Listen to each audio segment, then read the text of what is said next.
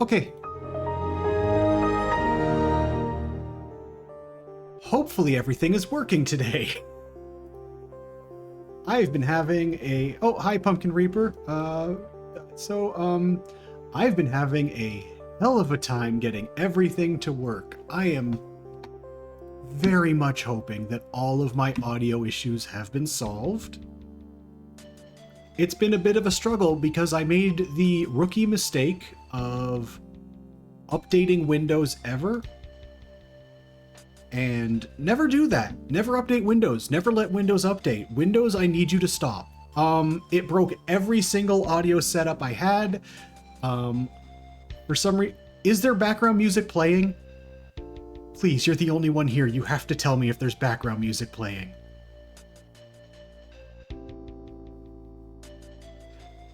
Oh my god, thank fuck. Oh, Jesus Christ. Oh my god. Good. It has... It, along with the soundboard, which I can't use because right now every single shortcut is wrong, so I might want to play one sound and then it'll just go nice fucking model.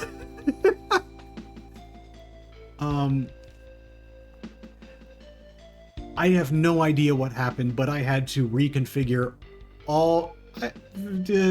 I would rather a virus than my sound not working. But then again, if I was using Linux, my sound wouldn't be working at all either. Jesus Christ. Love Linux. Love to plug my headphone into the headphone port and then nothing comes out of it. Everybody's favorite.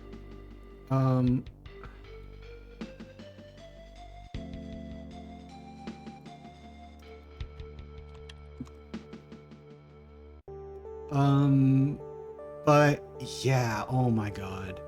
Real nightmare situation. Windows sure is great, and I can't even blame this on Windows 11 because Windows constantly messing up its audio stack has been a problem since... Oh, hold on, I have to go have autism.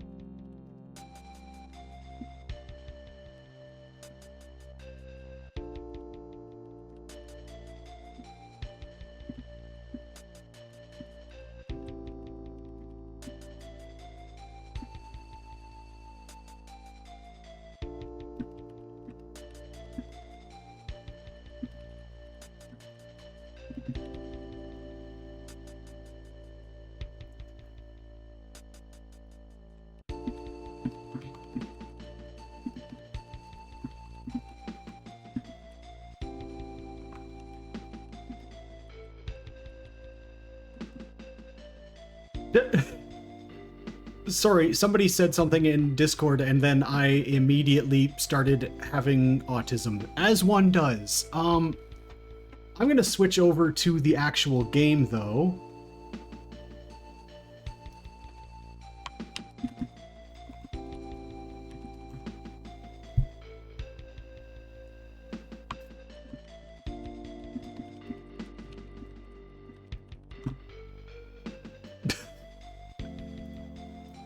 Okay, so there we go, and go over to the game.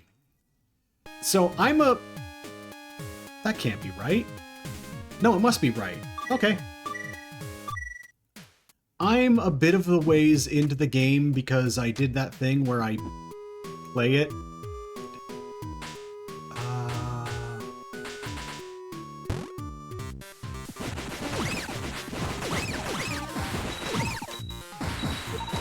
Okay, and...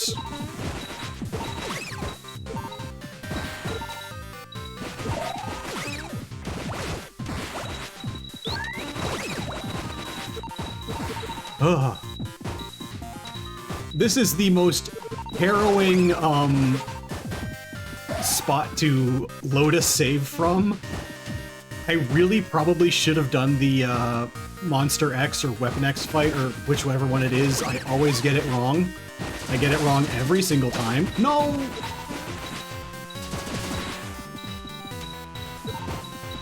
Okay, there we go. I just want this to be at least near full because it makes the next fight kind of a breeze. I shouldn't be worrying too much because, it's not too bad, because there's also a whole bunch of cockroaches I have to deal with as soon as I get into the area.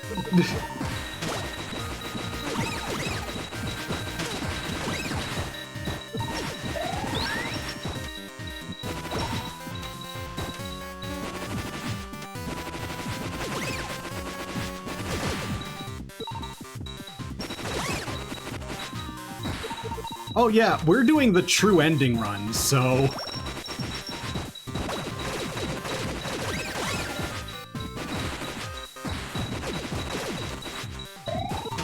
No!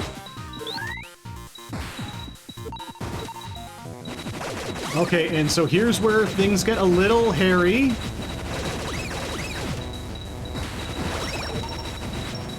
You know, just a little.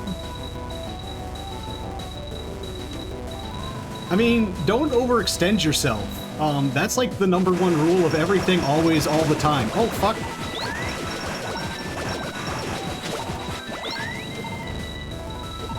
Oh.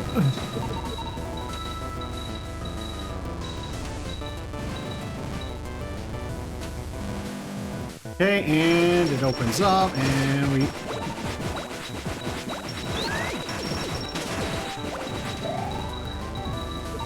I'm gonna go over this way, and I'm gonna take care of this idiot, because I don't want him all up in my business. Oh my god, he's gonna be all up in my business.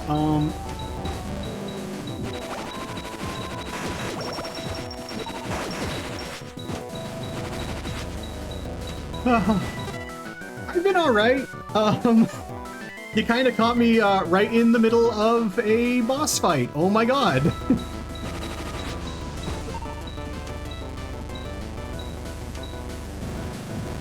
Yeah. Get over here. You're only going to move for so long.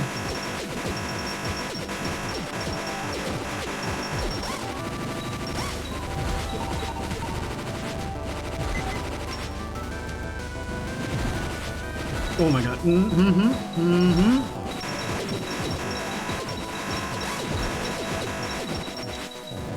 Alright, and now we head over here and we try and deal with these missiles. Oh my god.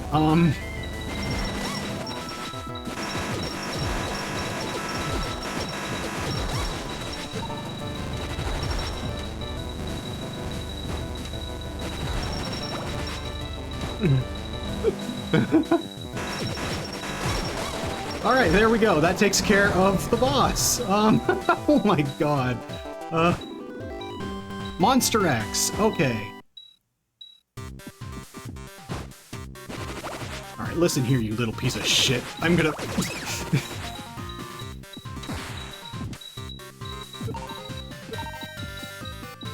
Oh my god. Okay.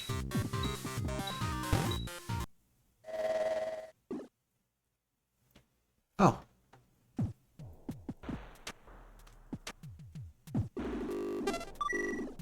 So, old man, that's Booster. He can fucking deal with this shit on his own time. I've got something else to do. Alright. Oh, I'm gonna take a bit of a breather because... Jesus!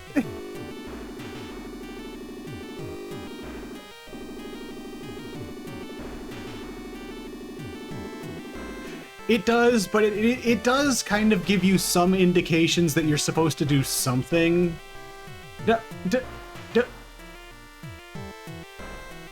Thank you for sending up the gifted subs to Tarathiel Jex. Jesus, you can't keep putting money into this stream. Oh my god.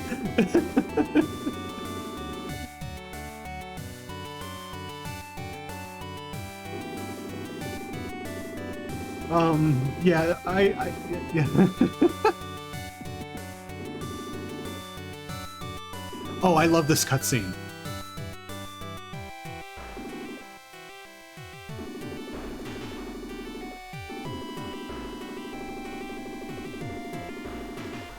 I mean, it's a pretty big rock. We need somebody big to help with it. Oh, right. This is the original Aeon Genesis patch. It's not Cave Story Plus or anything like that. That's why I've also got the engine version listed in the menu up in the window thing title there. Yeah, I love this version so much. You can actually enable some of the options in this patch, so you know, subpixel scrolling and motion interpolation. Jex, do you mean the first boss of the game? This is the first guy you fight. Oh, you're gonna see some spoilers. I'm like a third of the way through the game. So this can also have 60 ticks per second frame timing, so it can play a lot faster. I'm not a fan of that. Also strafing. I like to play it like I played it all the other times I've played it. Admittedly, this time I'm using both hands to play, as opposed to that time where I played it using a control mapping utility and played it entirely one-handed. I won't be doing that ever again.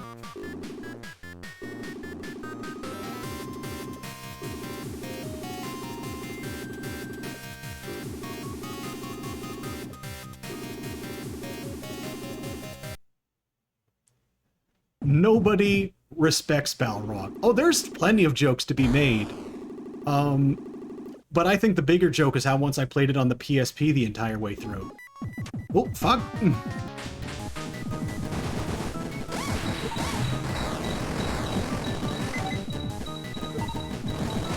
Oh, fuck. I totally beefed that. I forgot about his sneaky fuck jump. Oh.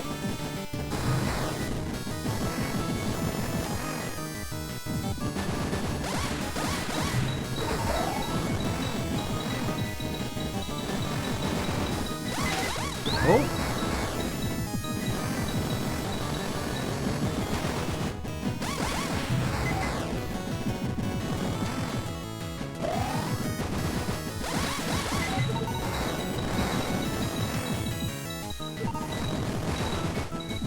Oh.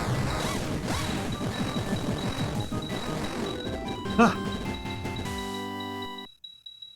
Oh, yeah, so... Oh, wait, that's right. This is going to take us to,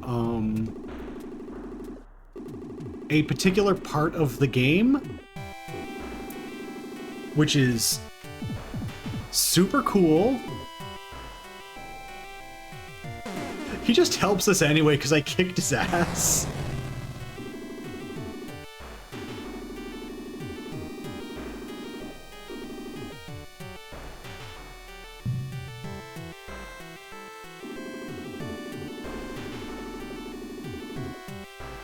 He's not. Okay, so now we have the upgraded missile launcher, but it also, unfortunately, means that it starts at level 1. Now, I want to check something. Yeah, there's... Well... Maybe. I don't know if I can actually make this jump. Nope. Anyway, I'm gonna go through this door.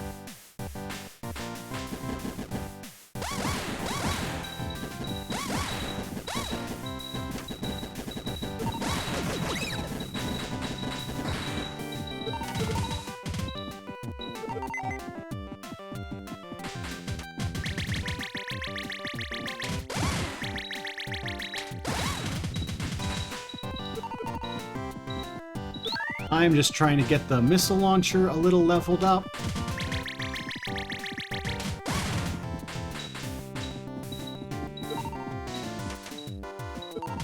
Oh.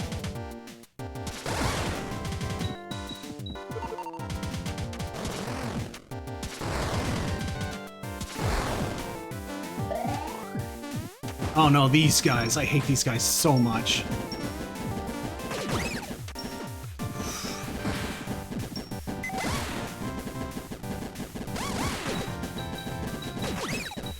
The best thing you can do with these guys is try and take them down before you get too close to them.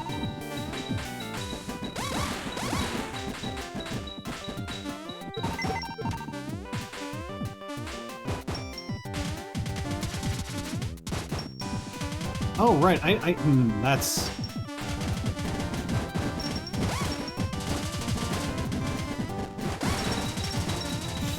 Move!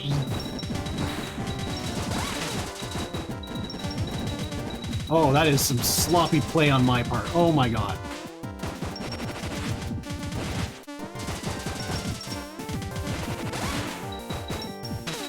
Oh, you...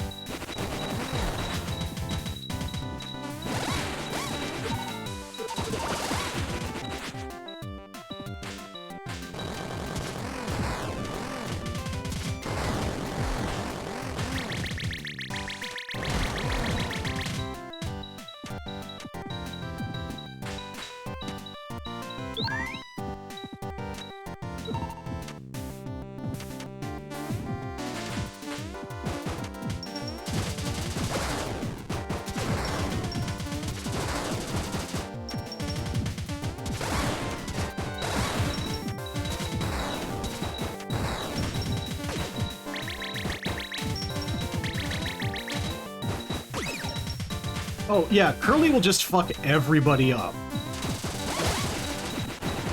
I didn't see you idiots there. Oh my god. Ah!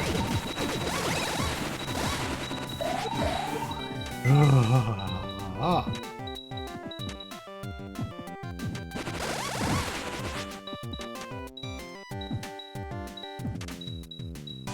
I cannot get that. Damn it.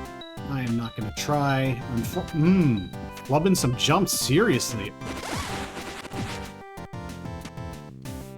Please, a crumb of health.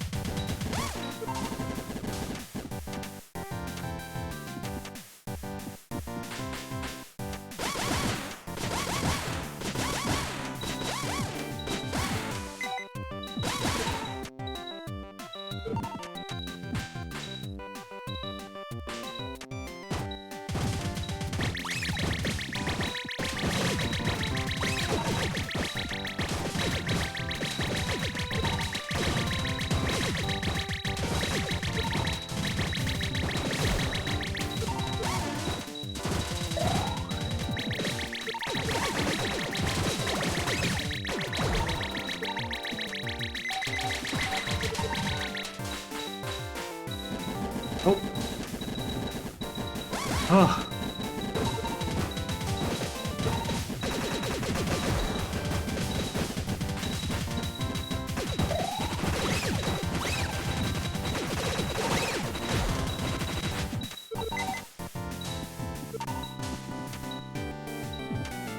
Okay, now this part involves some kind of annoying jumps, but more than anything involves this thing. Oh, come on.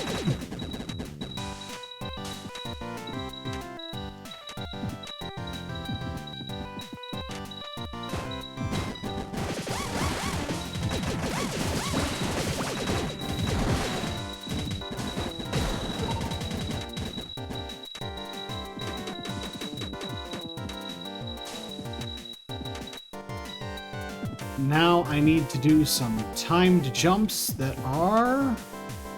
Right, I need to hop on the thing up there and get the extra bit. Oh my god.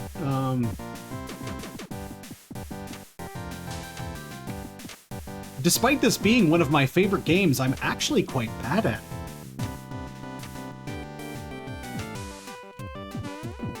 Aw, not more of these blowjobs.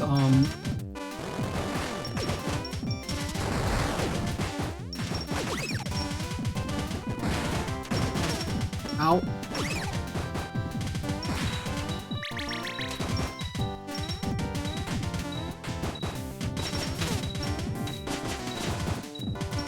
Oh my god, ow.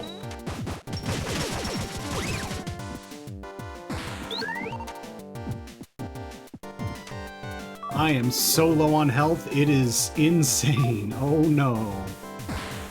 Alright, so now we dive down here. We don't take that teleporter. That teleporter is a trap.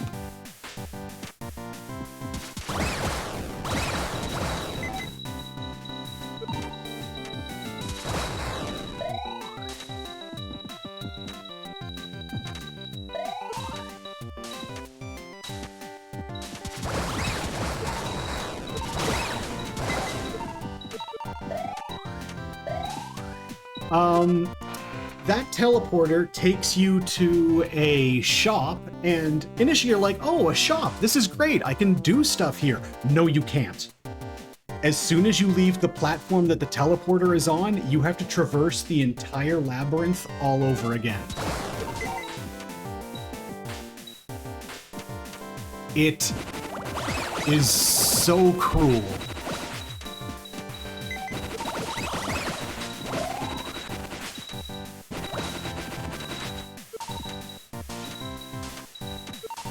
It's the kind of thing you fall for exactly once, and then you're like, oh, I see how it is.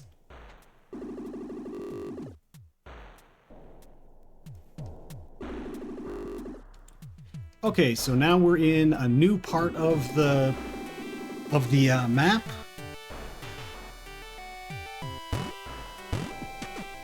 Alright, I'm gonna do a save. I really wish I had more health. So here's what we've got. We've got the Polar Star. It's a great all-arounder gun. Super Missile. It's exactly what it is. It's a missile launcher. Fireball, that's the thing I've been using a lot for clearing out anything on the ground. The Bubbler is... It shoots bubbles that explode into tiny lightning bolts, and it's basically a charge-up shotgun.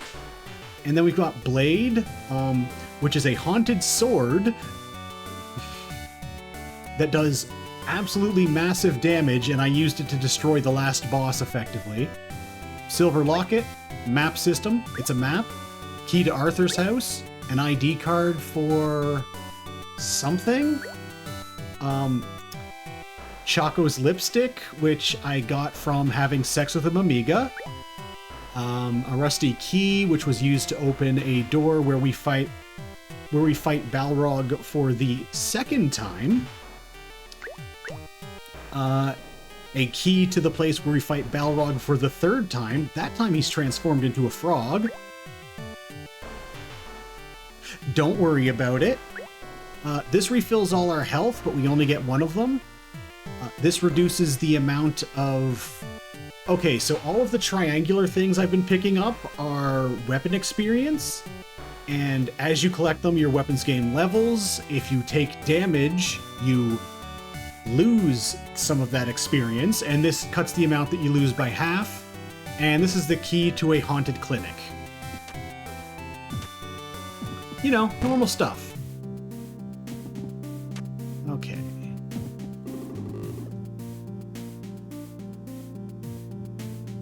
I have them because I stole them, Jax.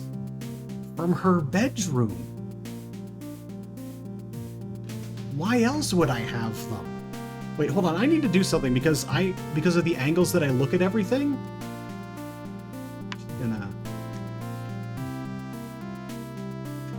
There we go. Now when I look down, I'm actually looking down at chat. Perfect. Wait, maybe a little more to the side. Yeah.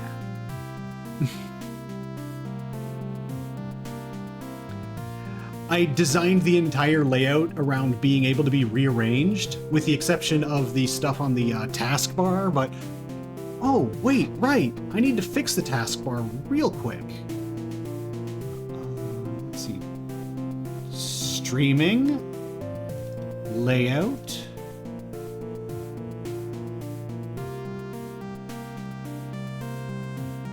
There, now the clock updates in real time.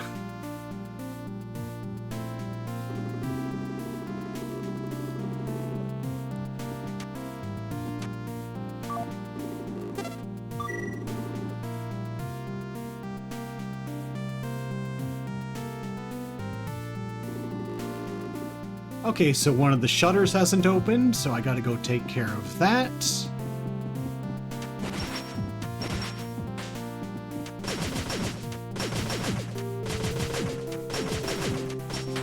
You can fix any door if you shoot it enough. This is life advice. If you see any door and it's not working, just shoot it a bunch. So now we need to go back here.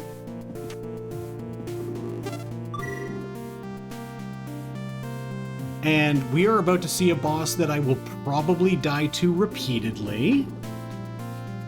Because I would argue this is the hardest boss in the game, and I don't think I would get many challenges on that.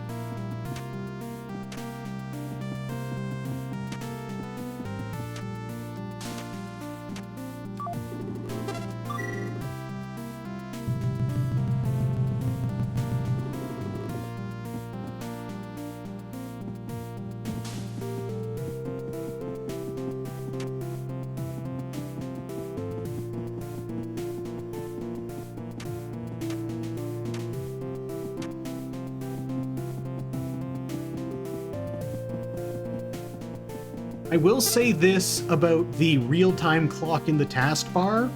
Because of how I've got the scripting set up so that it doesn't just constantly refresh everything all the time forever, it will be roughly half a second behind.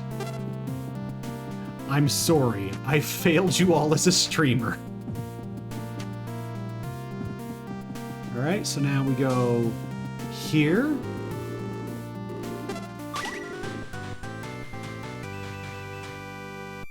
This is the tow rope. It will be important later.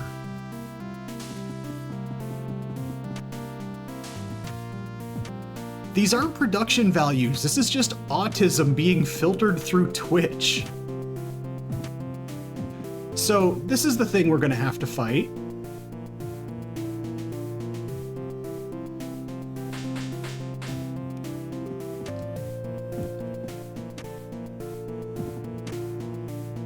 This is actually the easiest form of this thing to fight, and there is another thing where you have to fight it and 2 other bosses at the same time. Somehow this is the hardest version to fight. The second form with 2 other bosses that you have to fight alongside it, somehow easier. Alright, so we're gonna take a look at this robot. It is pretty fucked up.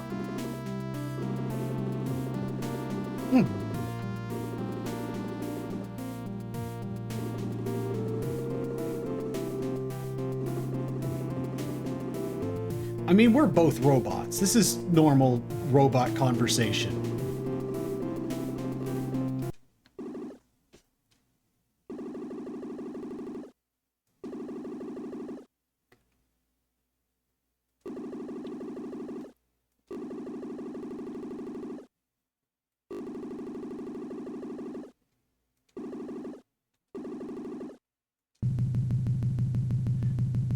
Uh-oh, things are going poorly.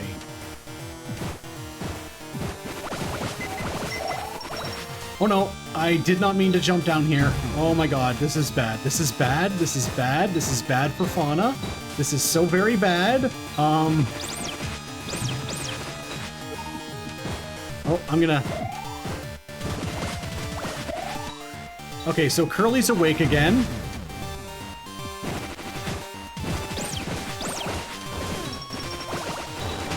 No, I didn't want that to happen.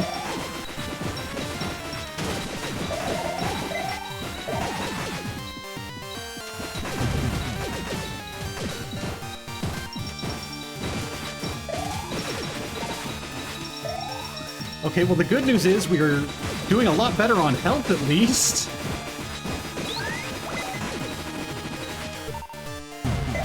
Oh, fuck.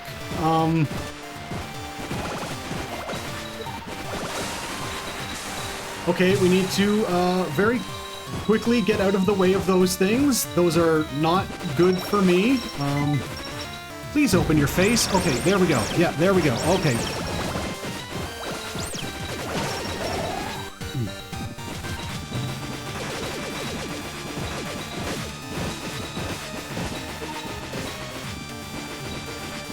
The good news is I might not actually die. Oh my... We're actually doing...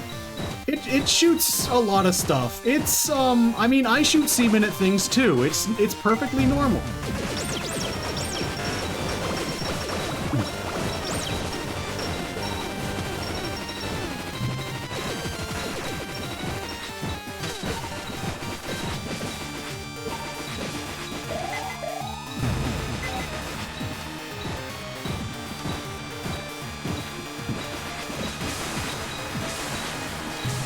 Oh my god. Oh. It is very good that I dodged that. Those things do so much fucking damage.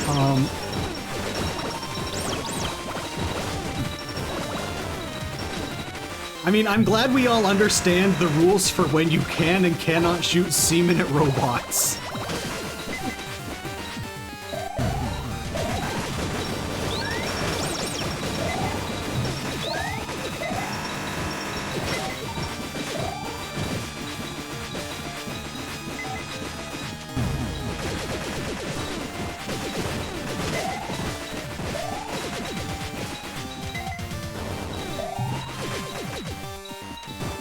Okay, so now I...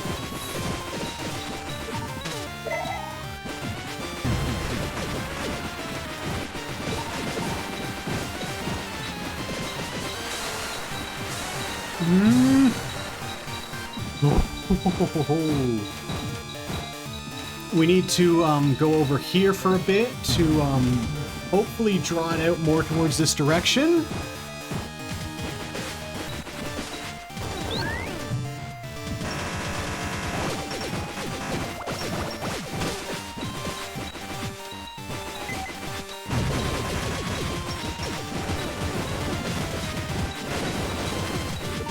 Oh my god.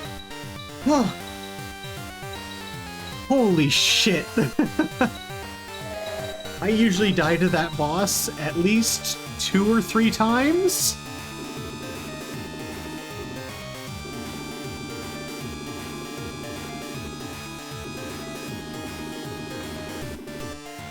Oh, this is Misery. I want her to fuck me inside out.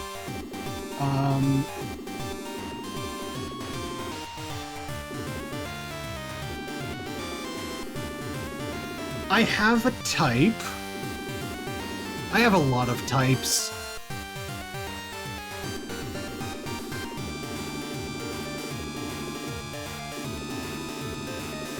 Oh, right. Jex, just so you know, we're on a flying island. That's why the island is going to plummet to the earth.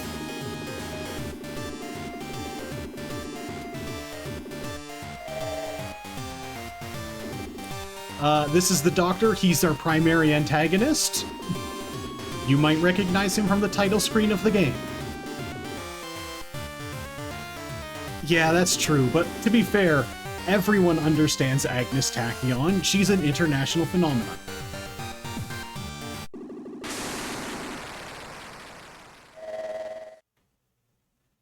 Okay, and now the air levels go up. And we're going to stand next to Curly as we drown.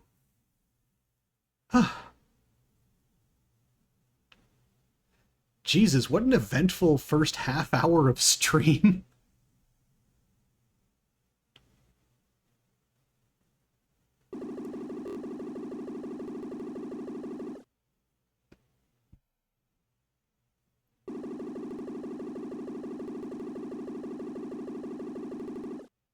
Oh, so Jenka is Misery's mother, and she is a lady who owns 5 dogs.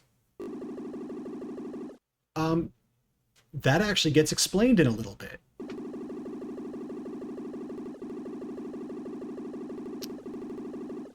So Balos is the end boss, or when you're doing the true ending.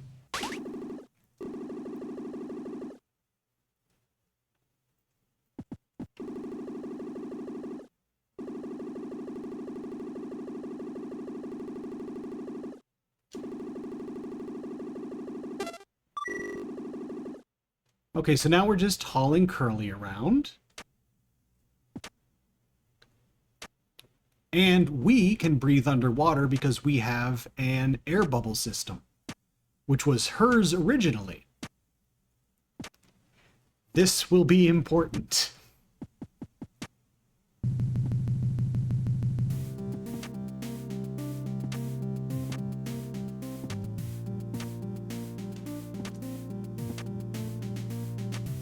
Honestly, more than anything, I'm surprised I came out of that with 38 health.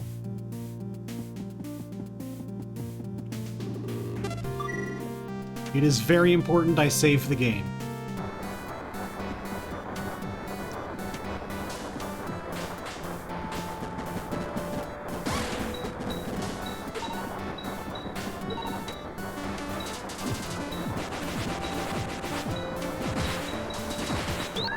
There we go. Get that leveled up. We're just going to use the Polar Star for most of this, because...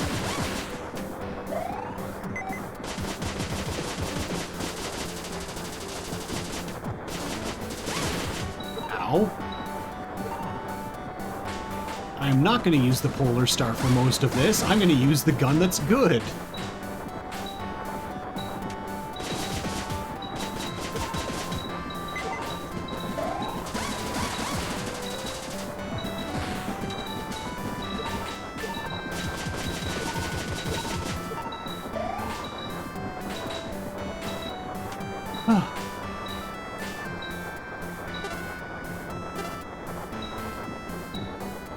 Okay, yeah, so there actually is a reason, and it will get explained very shortly.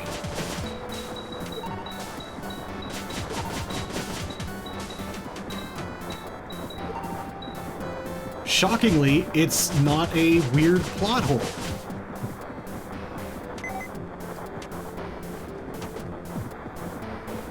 Okay, and now we do this, and we jump over this.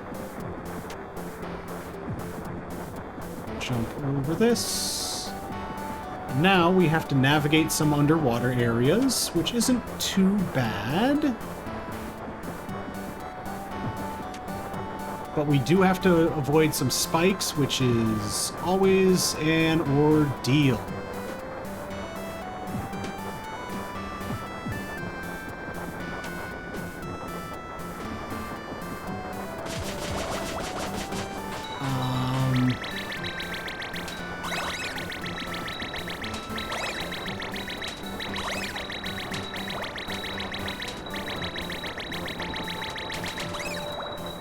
Okay, and now we do...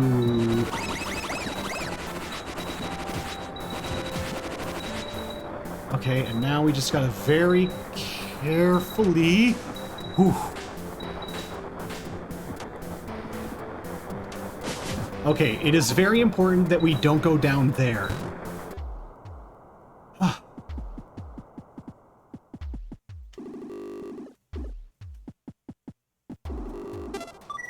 Okay, now we rest. So there's Curly. She isn't moving, but she's still alive. Okay, good.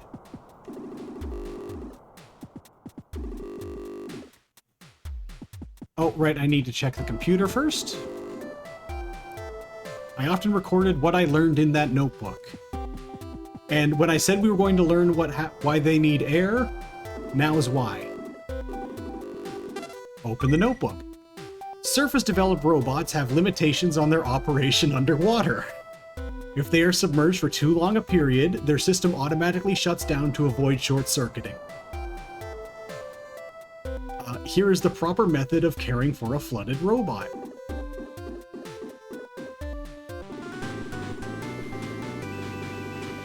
So it's not that you're drowning technically, it's that you're so full of water that your system threatens to short out.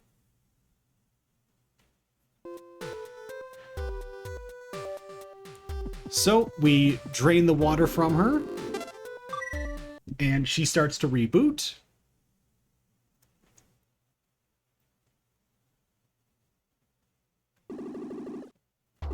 And she's alive again.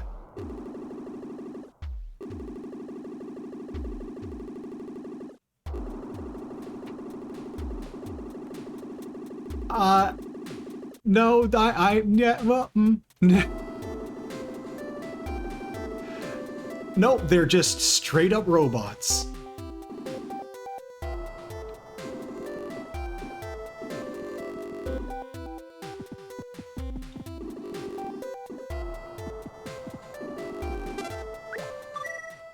We aren't leaving her behind. Okay, I didn't need to save twice, but okay. Alright. Now we can go down here. And this will take us to a bunch of spikes we have to jump over.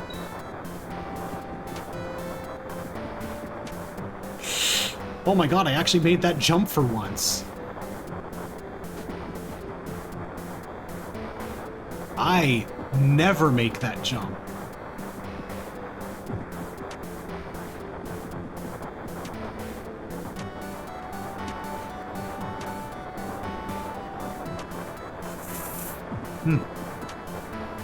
Oh. Okay, here we go. It is time for another boss fight. This one is a fish. Well, it's actually a lot of fish.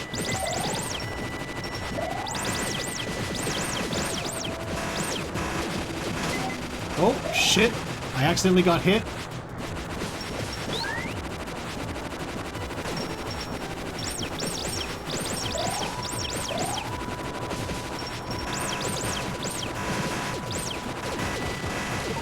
Oh.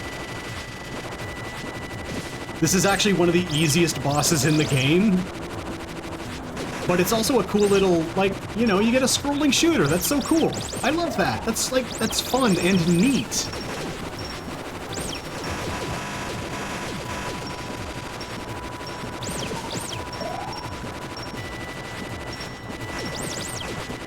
But as is the case with most bosses in this game, the sword just fucks it up. If you stab a fish enough, it dies.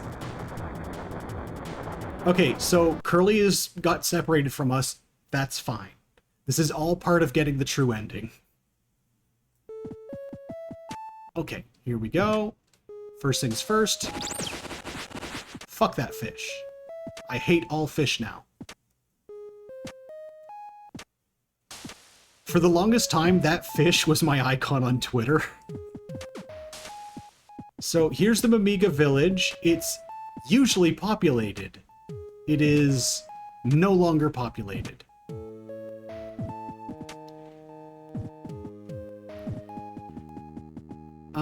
Yeah, and before that fish, it was a French marigold that I had as my icon, because that's my favorite kind of flower.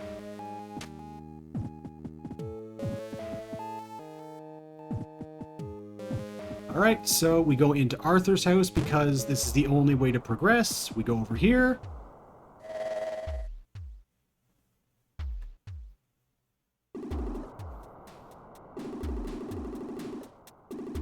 So this is Professor Booster. He invented the booster. Oh, right. I guess I should explain. The Mimigas are little rabbit people. They're adorable. I love them. That's why I had sex with one earlier in the game. If they eat red flowers that you can actually see in the basement here, they become so enraged that they basically become nearly unstoppable killing machines. And the Doctor wants to use those to invade the surface below. So this is the booster. It's a jetpack. It boosts when you jump. It's not called that because it boosts you when you jump. It's called that because it was invented by Professor Booster.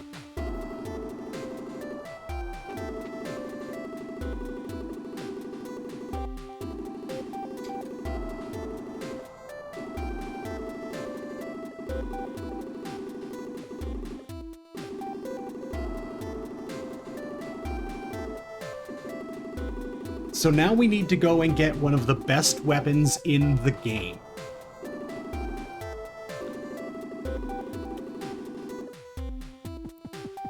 So first I'm gonna...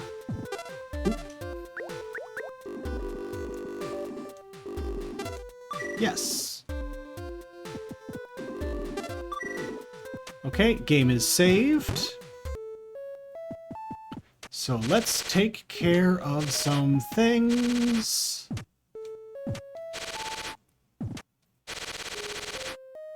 Oops, didn't... You know what? It's probably easier if I do it from over here.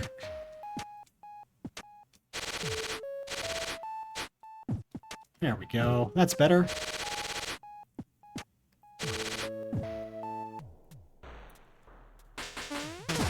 Oh, you son of a...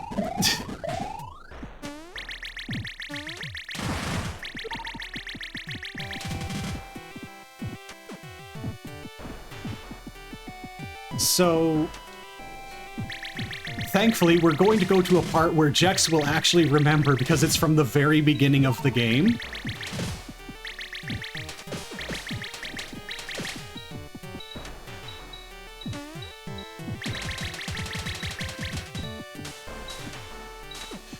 So early in the game, when you're getting your first gun, the Polar Star, this guy is asleep, and you just take it from him.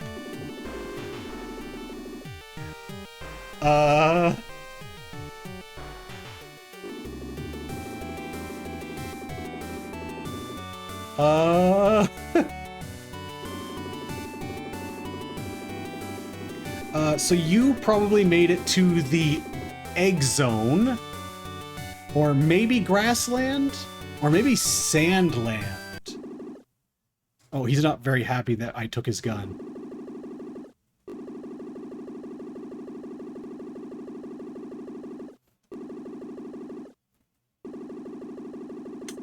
Oh.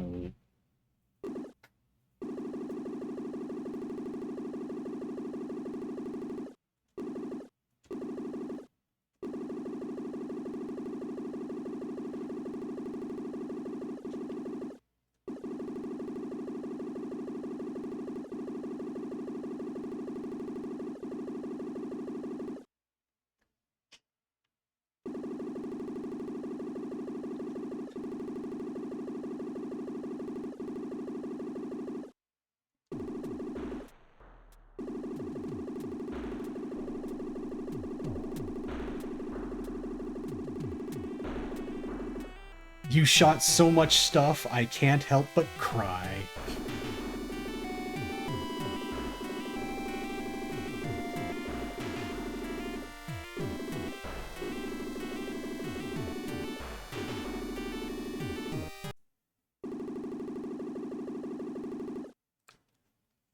So now the gun is going to basically become ridiculously powerful. This is the spur. Its default firing option is the level 3 firing option from the Polar Star, but you can also do this.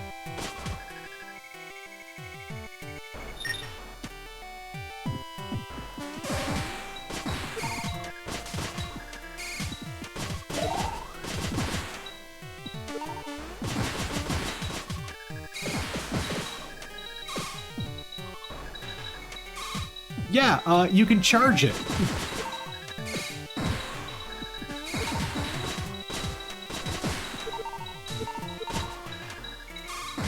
And when you charge it, it cuts through everything.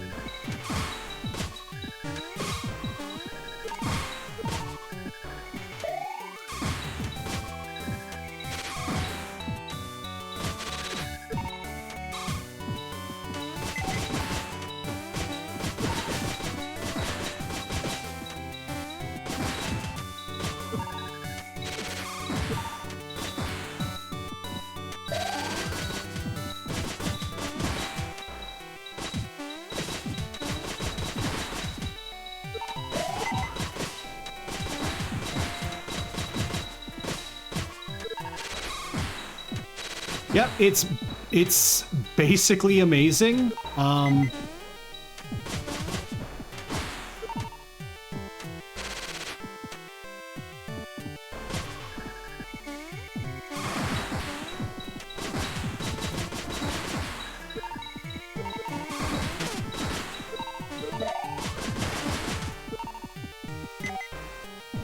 now we're gonna go over here.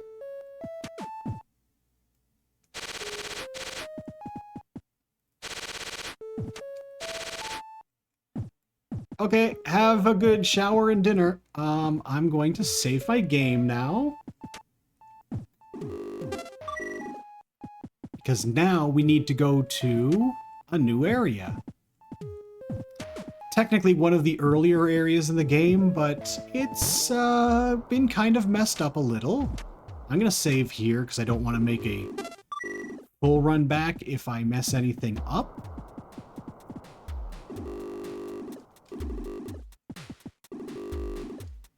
Head for the egg corridor. Okay. So this is the first area outside of this that we go to in the game, and things aren't great. There was this huge explosion and everything got fucked up.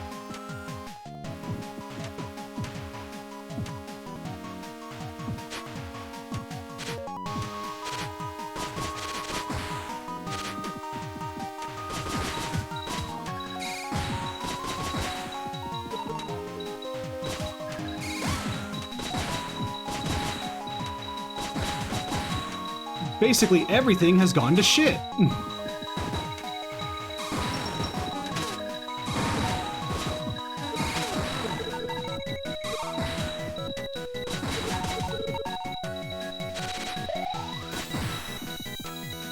And there's dragons.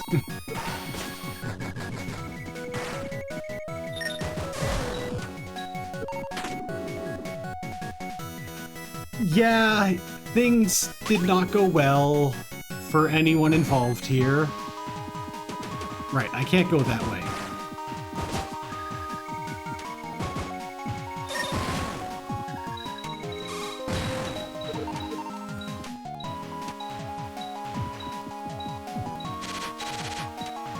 Oh.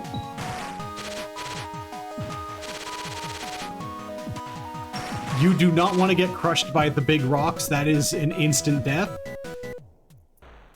Okay.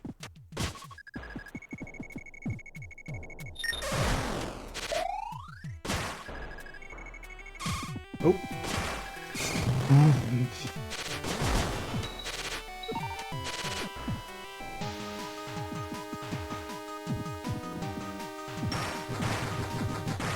But this also applies to enemies.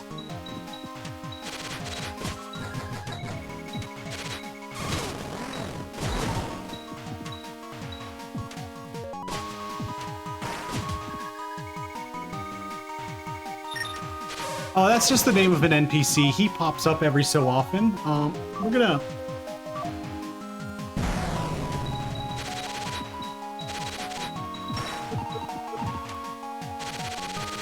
He's not actually Cthulhu, he's just a guy who dresses like him?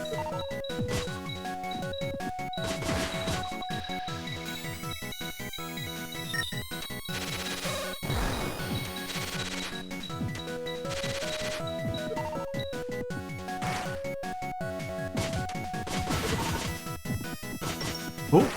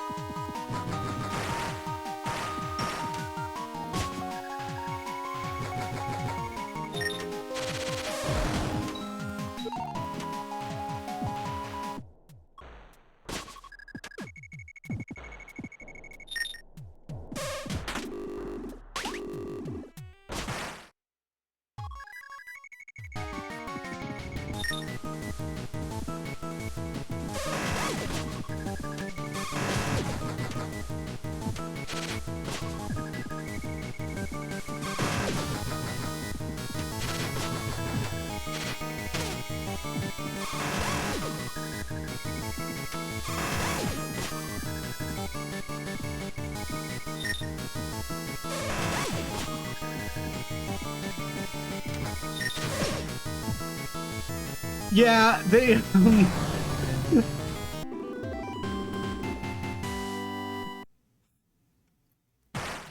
Oh no, they were married.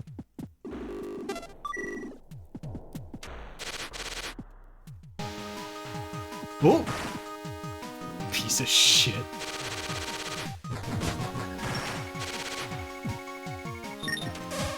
Oh!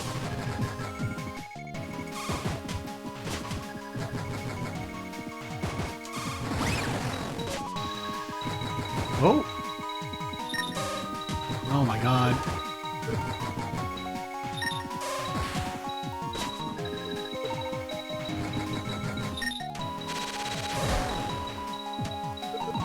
So I think the implication here is that, they've actually eaten the red flowers, which affect more than just Mamigas, but Mamigas kind of get the worst of it. But that's why their eyes are all bleeding.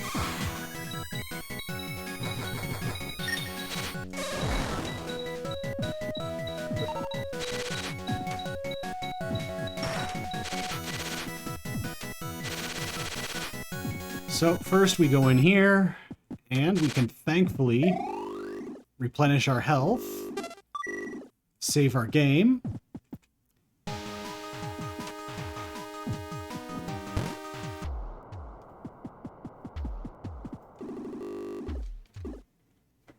So here's one where the hatch was perfectly successful and the dragon did not eat the red flowers.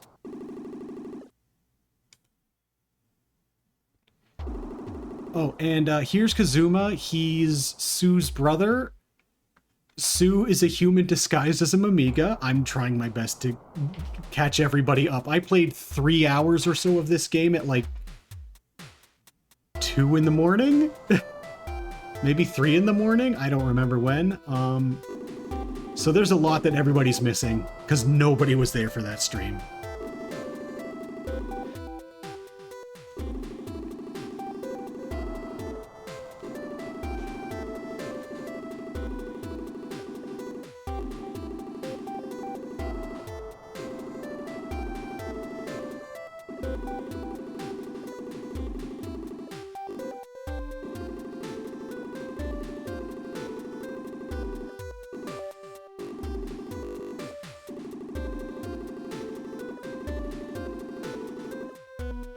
Yeah, so we're going to see that this cycle has actually repeated itself several times.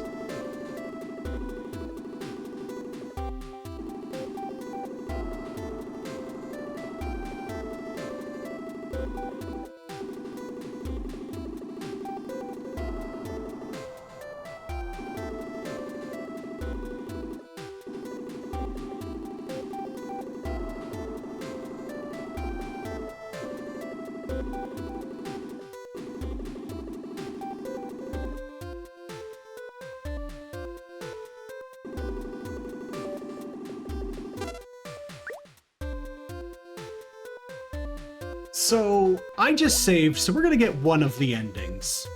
Let's run away like a bitch.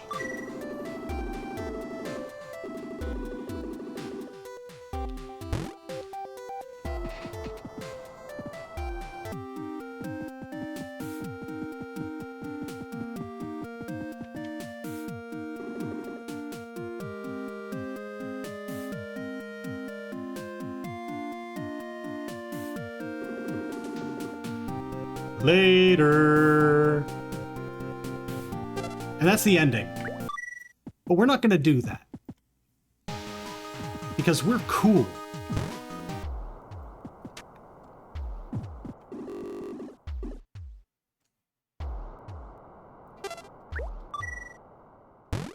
Oh, if you like those little wings flapping, just wait.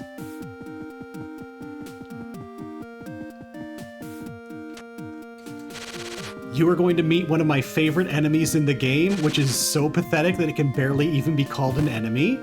But first, we need to go into this little house.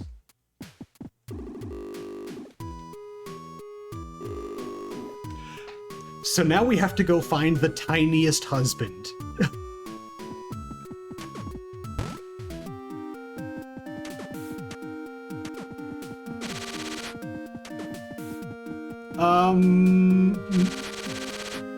No.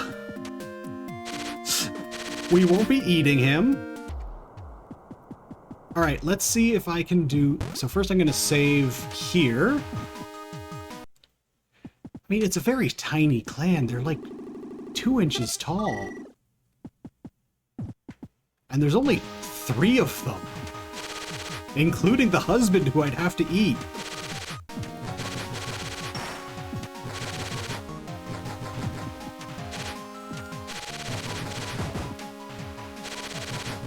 Do.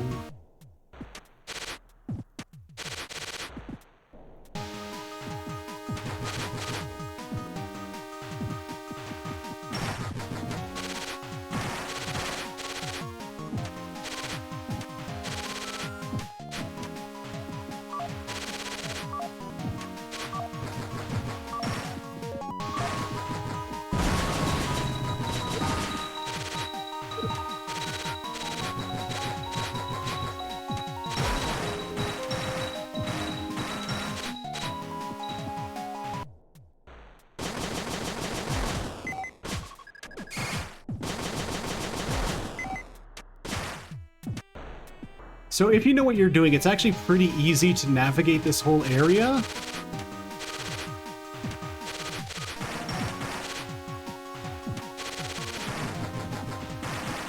And you don't really need to fight anything.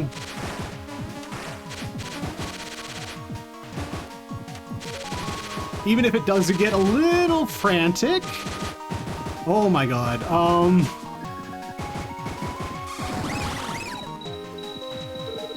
You can also do that.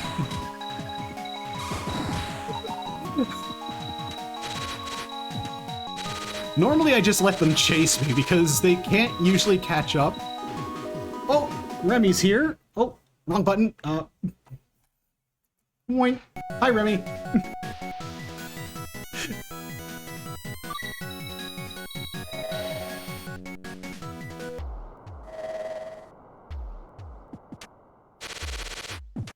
We're going to kidnap a tiny man.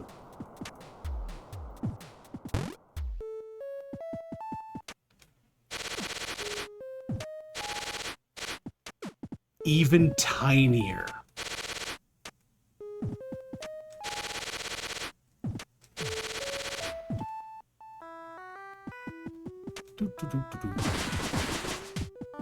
There he is.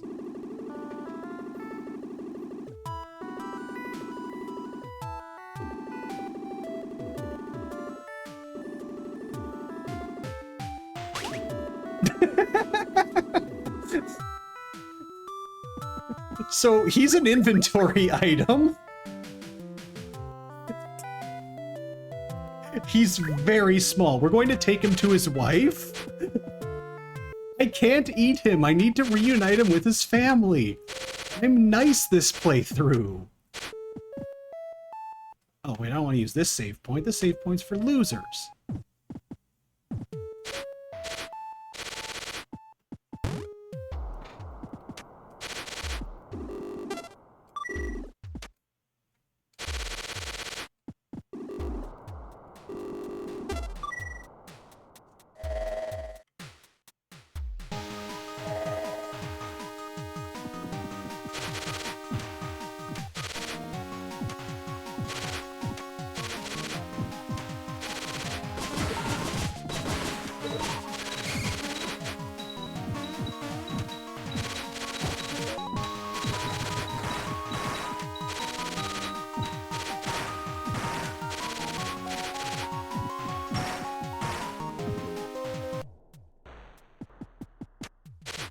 So I'm not very good at this game, but I can make it look...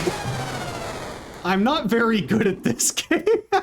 I forgot to charge the gun.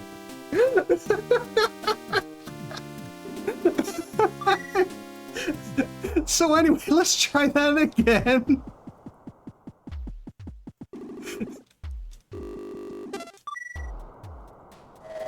Okay, it's a good thing I did that right after saying I'm not very good at this game. Instead of going like, watch this.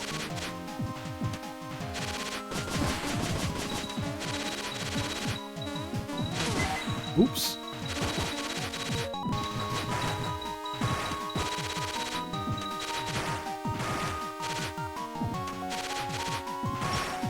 Oh God.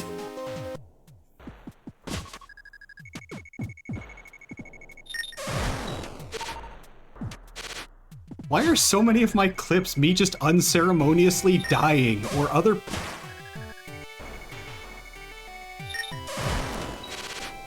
people not dying?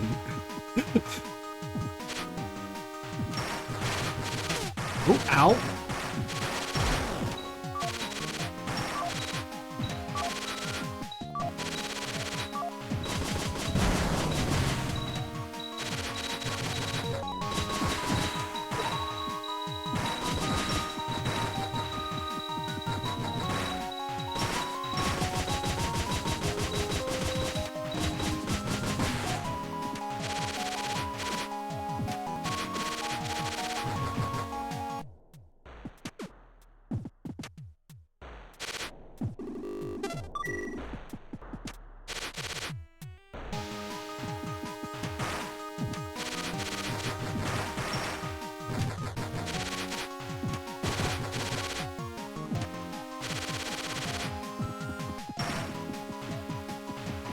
There, see? That's how you do it.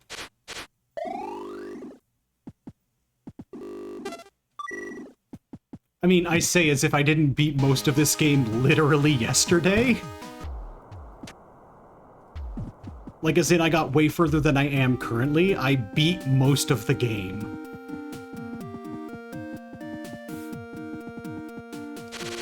I got to the hell section and decided, you know what, I'm gonna call it there, because I was in a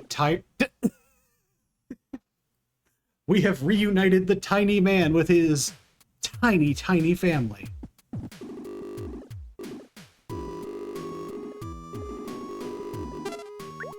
We do not want to trade it for his fabulous gun. I will tell you about his fabulous gun, but we won't take... It's actually not bad. It's actually a really good weapon, situationally.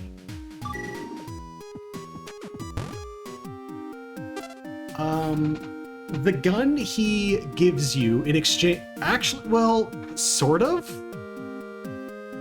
It works in the inverse of all the other guns in the game. At level 1, it's incredibly powerful. It has some of the highest damage output in the game. At level 2, it has very pathetic damage output, about on par with a level 1 Polar Star. And at level 3, it shoots rubber ducks.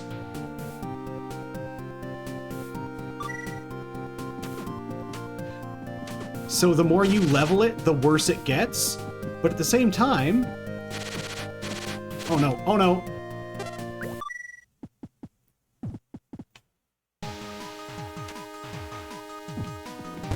So we're gonna take him to his tiny family again.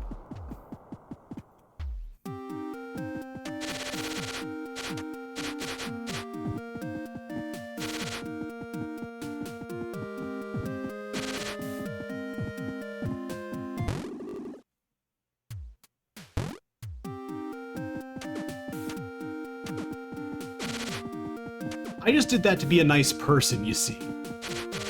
There we go.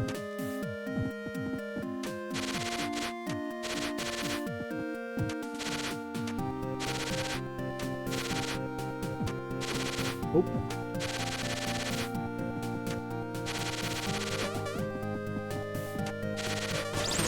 Ow.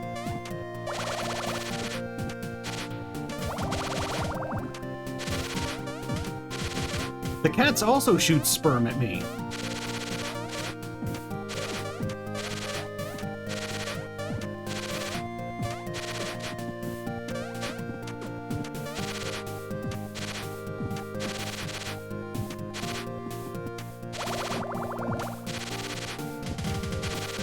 They just all want some of this robust... You know what? I don't even want to finish saying that syllable.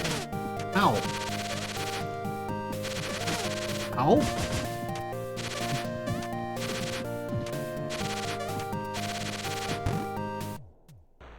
There we go. So this is another human disguised as a Mimiga.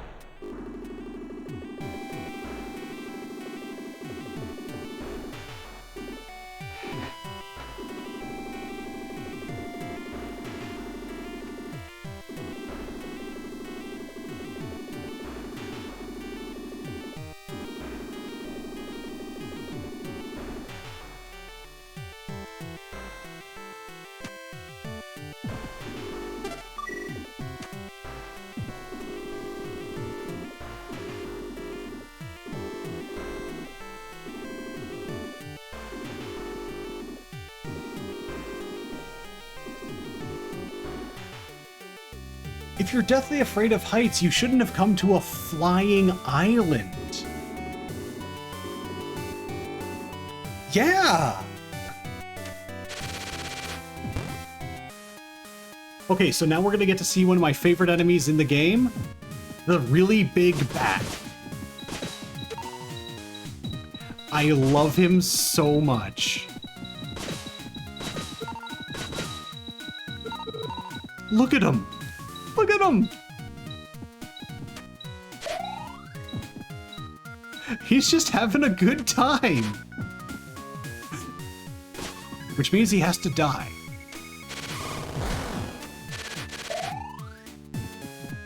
Okay, so now we need to go down here, and so this is Cthulhu.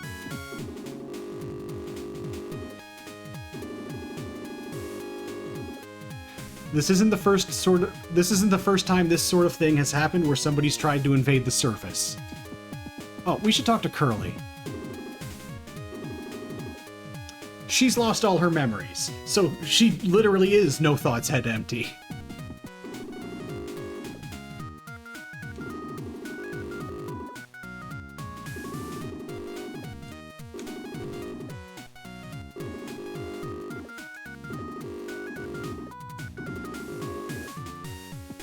Okay, so we're going to have to do some things.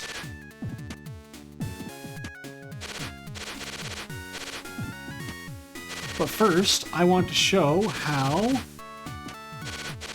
this really isn't the first time this has happened. Because if we go to this little alcove over here, we have this guy here, Halda, Anakpane, Miakid, and they're all wearing the same crown, which gets you possessed. That guy won't talk to us. I think we need to be in a certain disguise for that to happen.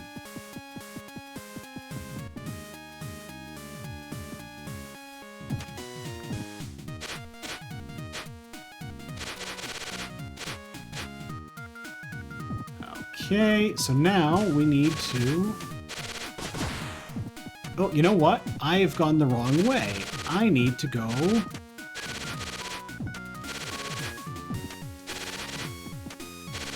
over here.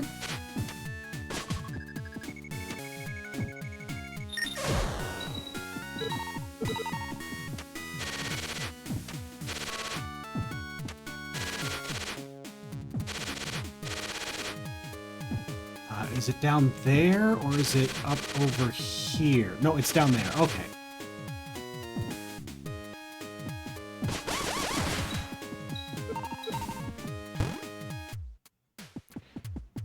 So we're going to talk to this guy.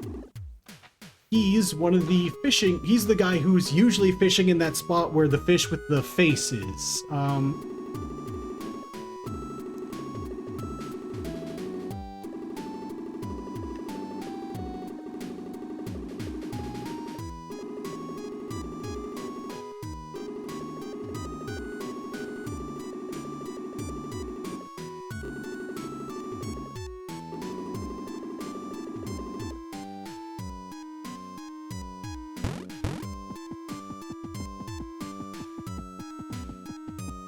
Okay, that takes care of that. Oh, actually, this here is one of the Mamigas from Hurley's place in the desert zone, who is just always asleep.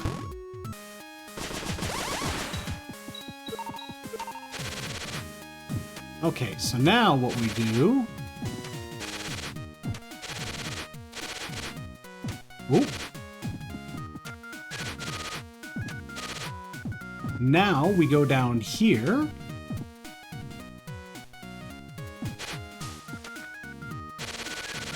And we're going to take the slow way, because I just don't feel like dealing with everything down there. Or up there, rather.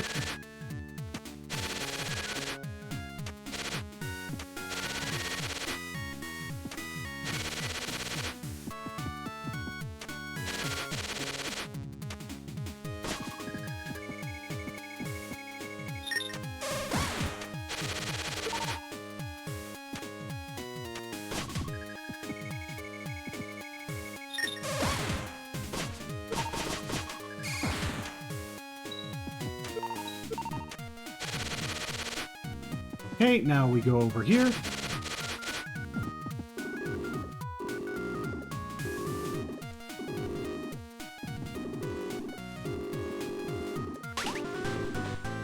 And now we've got a key to the teleporter room. And this is actually incredibly important. Don't worry about this guy. Hey, what's up? I'm gonna borrow this. Uh-oh, he's identified us as a killer robot.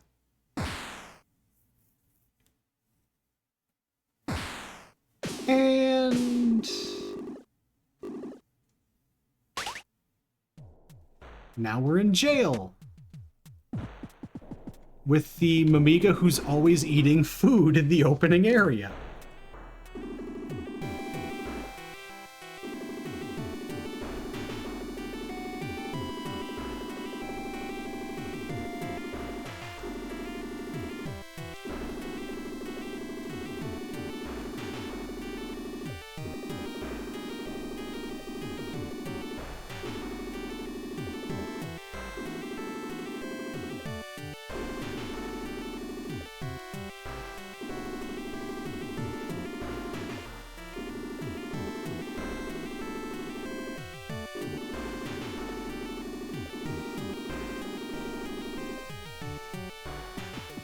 Okay, so we save our game, and we actually heard the item pickup noise while we were unconscious.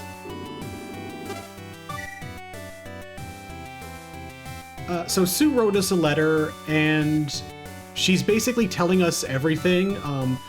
She, Booster, Kazuma, and a character we haven't met yet, and also that one guy who turned into a Mimiga, all came here on a research trip. They had to take a helicopter because the island is flying. But also the doctor came with them. Like, he's a literal actual doctor, not somebody with, like, a PhD or something. He's a medical doctor. And then he found the demon crown, and it gave him terrible powers, and kind of lost his mind.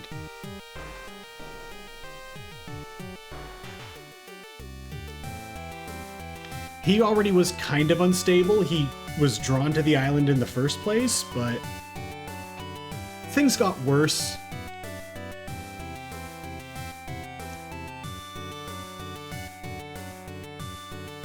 And he wants to basically rule the world, as one does. You know, like, it's a very simple story, but it's told really well, and this fan translation does a great job of it as well. And so he's kind of started brainwashing the Mimigas with, like, actual brainwashing techniques, as in telling them, oh, so here's what the real threat is, and all stuff like that. It's standard propaganda working as it should. He doesn't need to mind dominate them.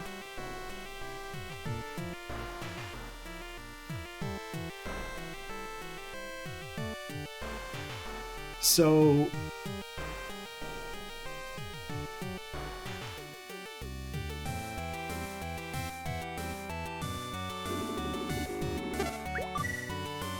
okay, and now we talk to this guy again. And that makes this block disappear.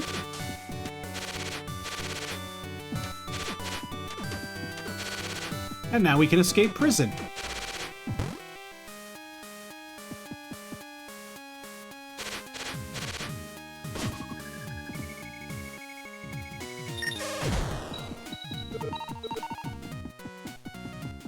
So what we need to do now is, again, go down here, and we need to go down a little bit more. Oh, make sure your cat gets food. Cats need to eat. Remy knows she's a cat when she's, you know, not a mouse riding on my boobs.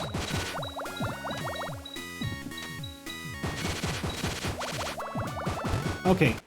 Now we can take the teleporter to Arthur's house. Because now we need to talk to a mushroom.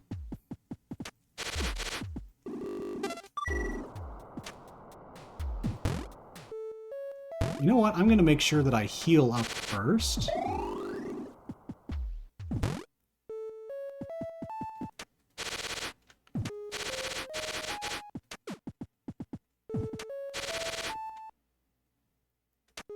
We're going to save here because it's closer, but I really don't think I'm going to have to do a run back. This is not a hard boss.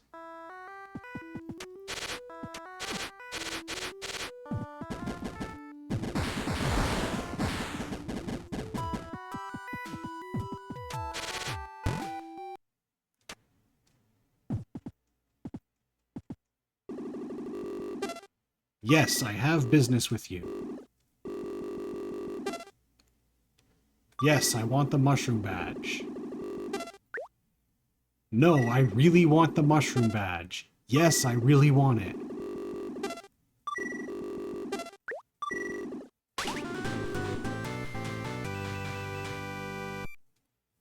Okay, cool. So the mushroom badge doesn't really do anything. Nothing at all. It's useless. It doesn't give Curly back her memories.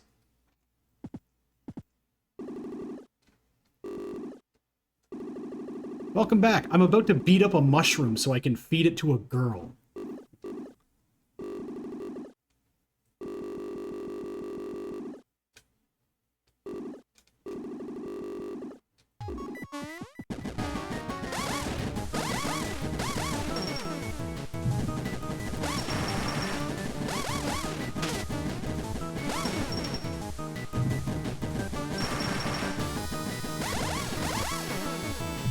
Okay, and now a bunch of mushrooms come down.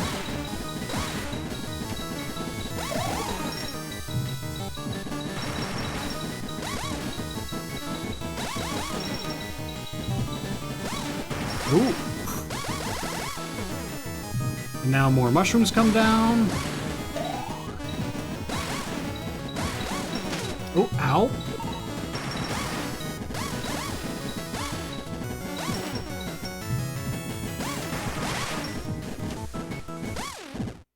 Anyway, I win. I win.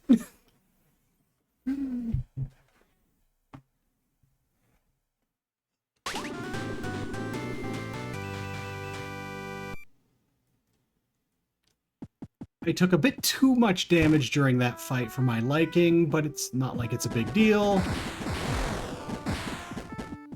And now we just, you know, kill her whole family because of what she did.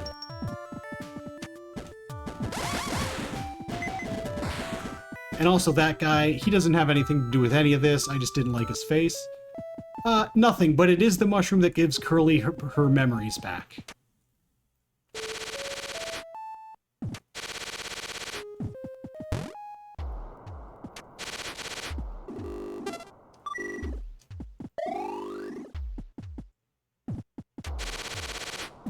But because I did things in the order I did, I can just teleport to the plantation instead of having to climb the side of the island. And now we can go visit Curly, and we're just going to go down here.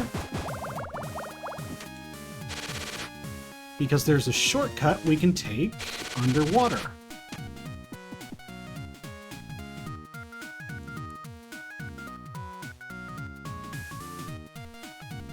And that spits us out there.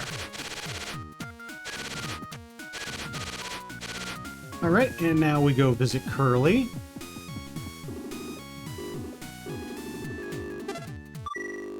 This is always happening to me.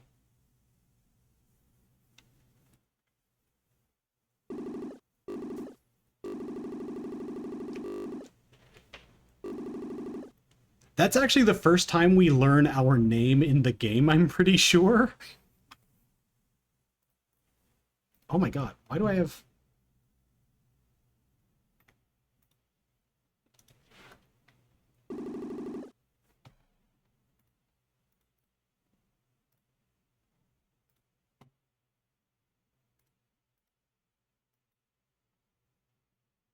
Make sure to retweet Remy art, always, all the time. Oh, that's not OBS, that's OBS.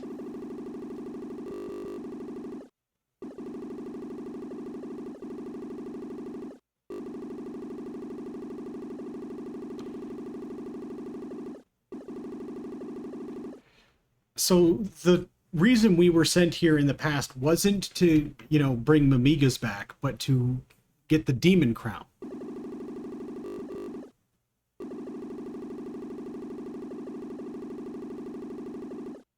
And we were sent here to make sure that didn't happen.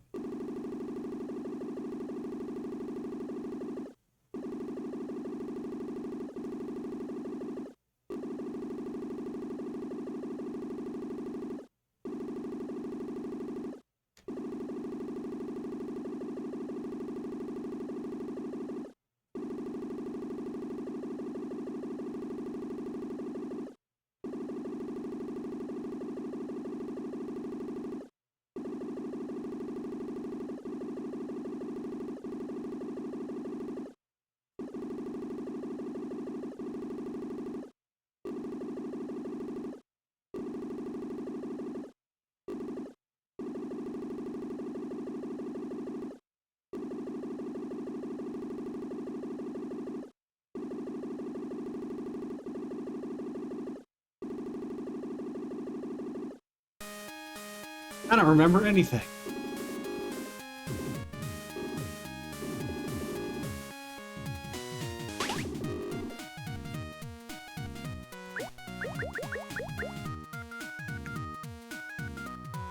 So basically, this has locked us into the having access to the best ending.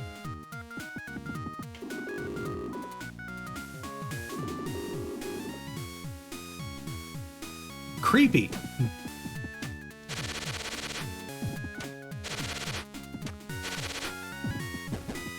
Oh.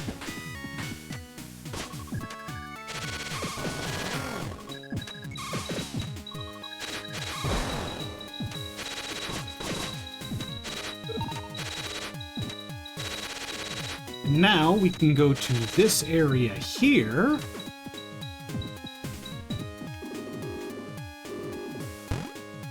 Say the secret password, and we can meet another character I want to have sex with.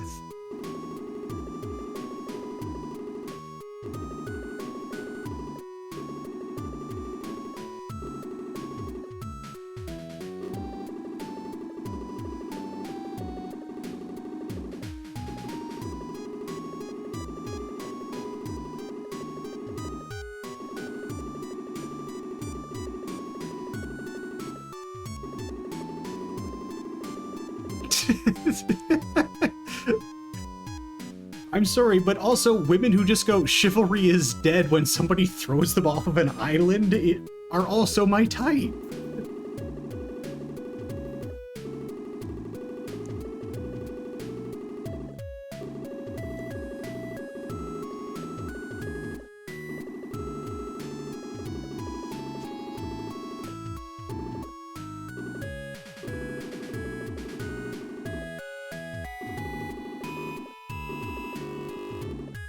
Okay, so we need to get her rocket parts.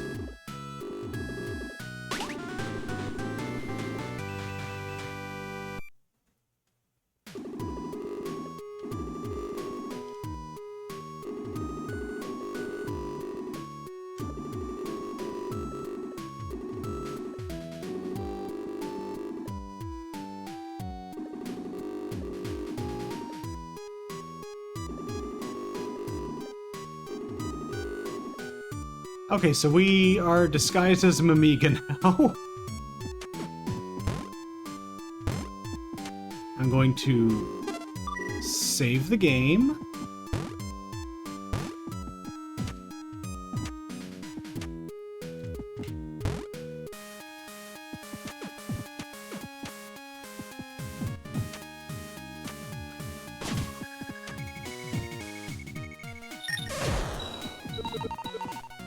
Okay, so if we talk to this one here, you can see that they're just kind of really buying into the doctor's propaganda.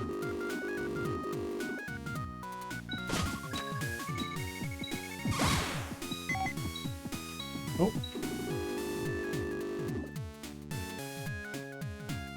Yeah, so they're just like, they have fully bought into all of this.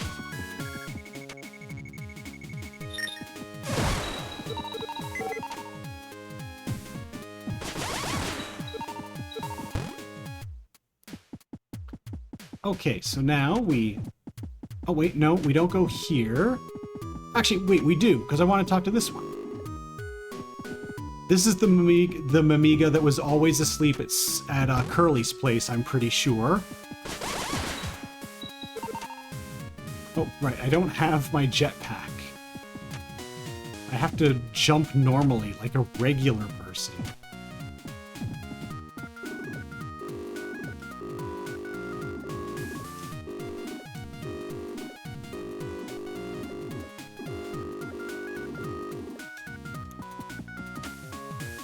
Oh, so I need to talk to this guy.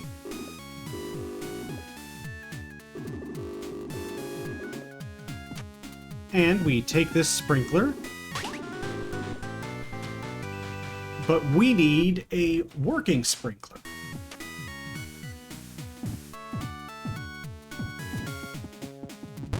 So we go in here, and we talk to the sprinkler maintenance guy.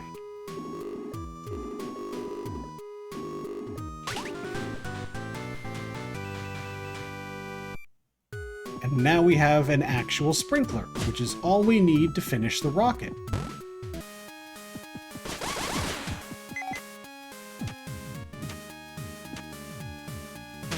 Ow.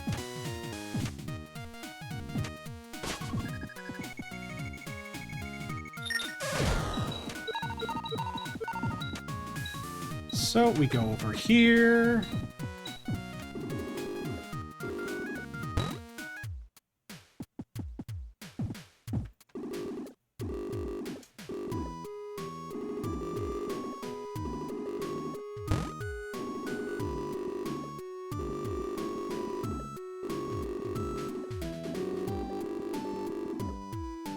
So now we need to go see the really cowardly guy that we met in the storeroom.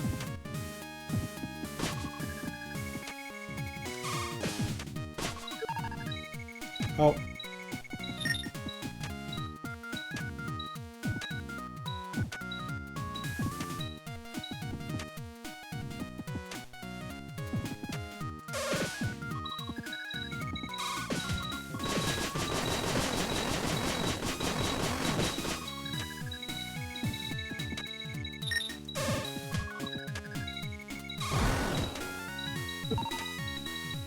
Thankfully, he's pretty easy to reach.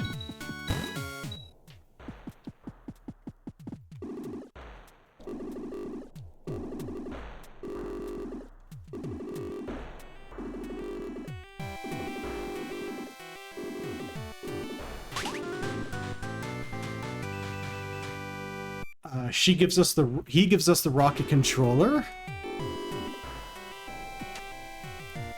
And we take that back to her, and actually, really quick, I'm gonna show what some of these options look like when they're on. Subpixel scrolling is like, whatever, it just makes everything look a little more smooth. Motion interpolation makes things look way too smooth.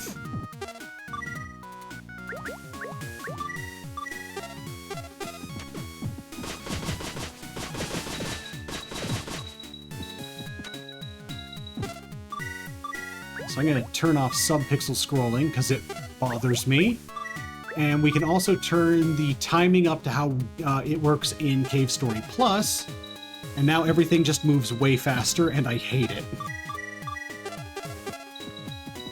50 ticks per second, please.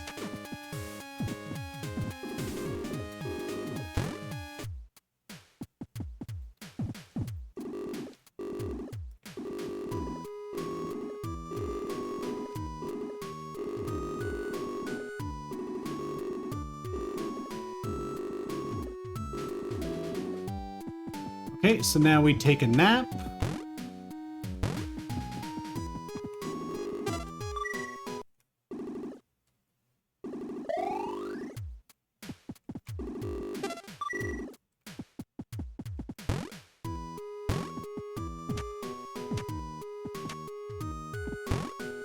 But before we do anything, like take this rocket up, I do want to talk to her.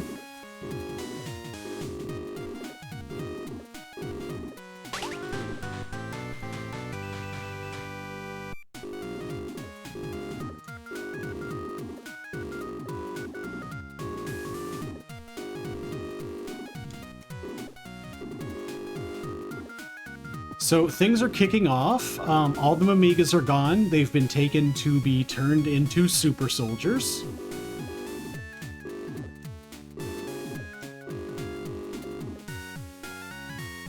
Maybe. Oh, right. I need to...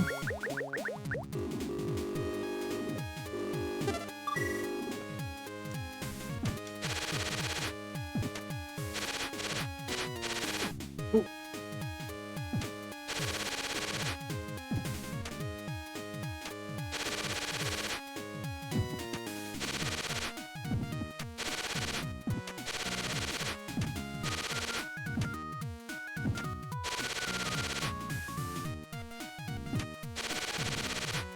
Come on, let me get up there.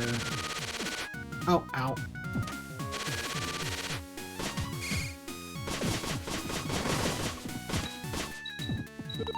Because what I want to do is collect 2 remaining things.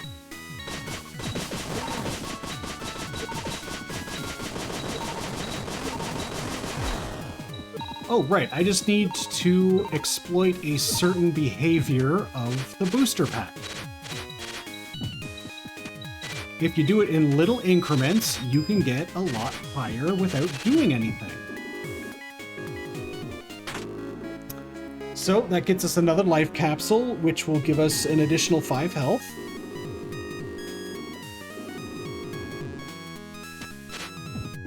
Okay, now the question is, where is the other one? I know it's somewhere in the plantation.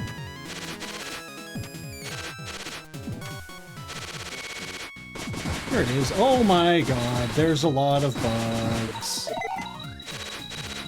There we go.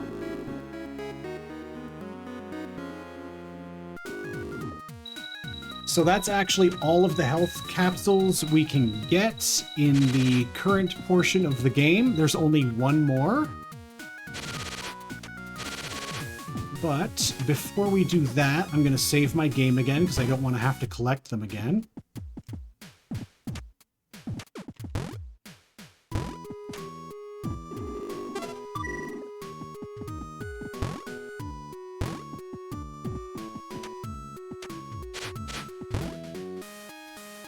And it's time to take a rocket upwards.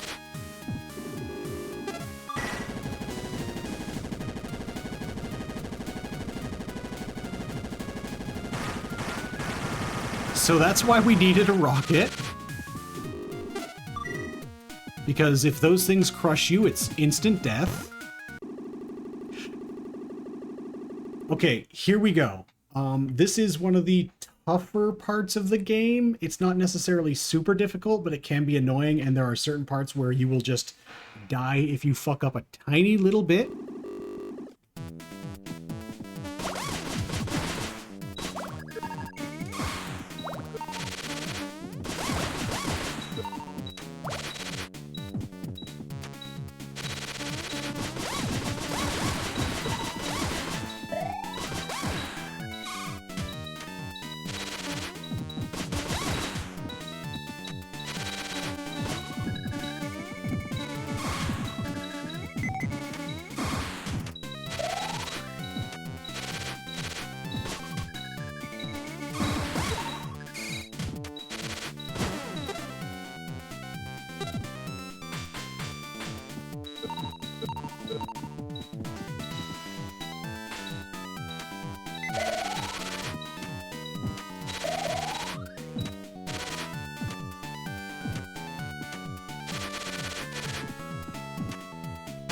Ow.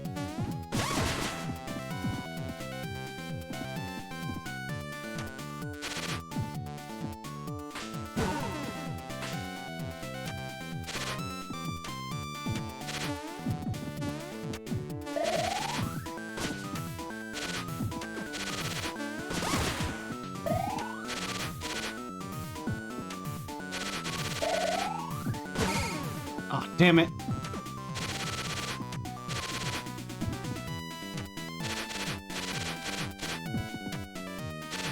Oops.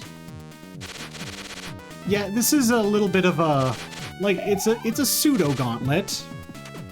The version where you don't have the booster 2.0 is actually harder personally.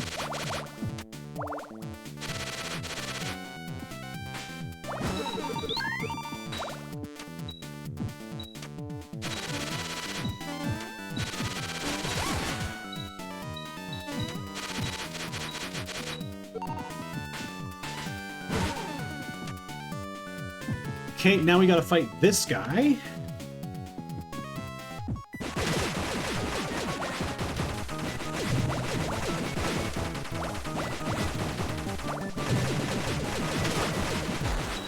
Anyway, he's dead.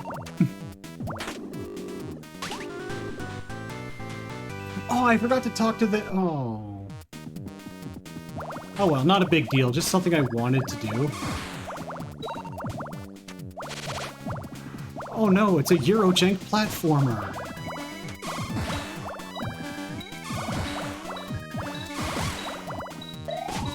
Water kills you.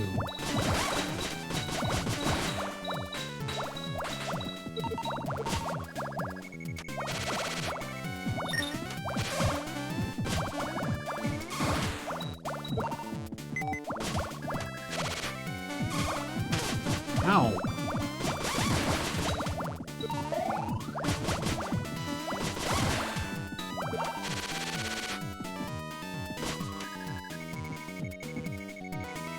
Okay, so here's a part where I might die.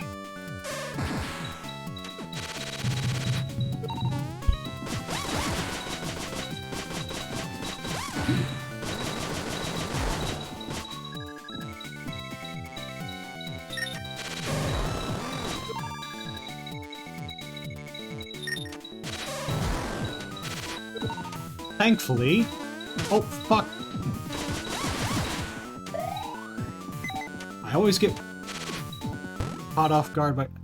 Okay, here we go. So we are at the top of the island.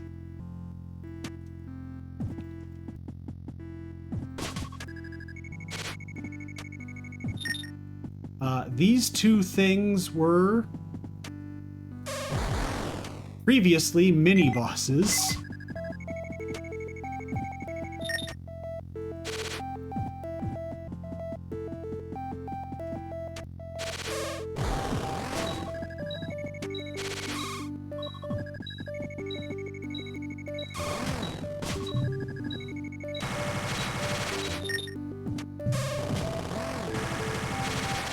Ooh. Ow. Ow. Anyway, killed him.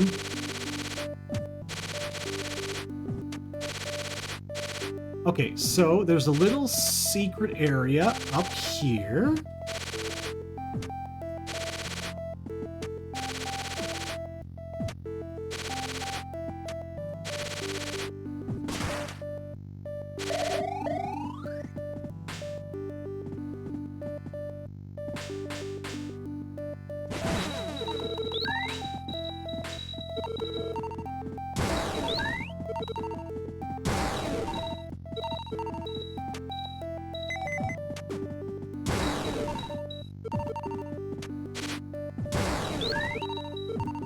But wait, there's more.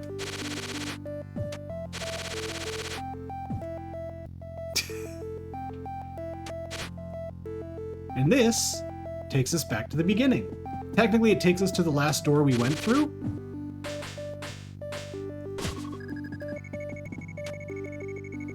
But that's super useful for reasons that will become apparent soon.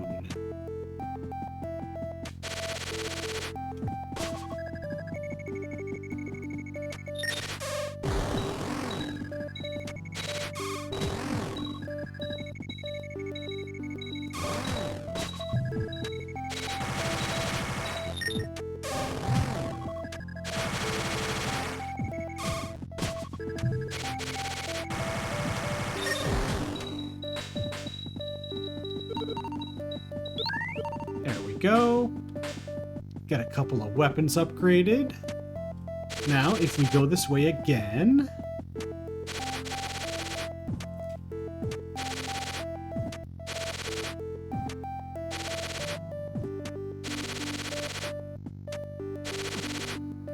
Because of how the game works, all these items have respawned.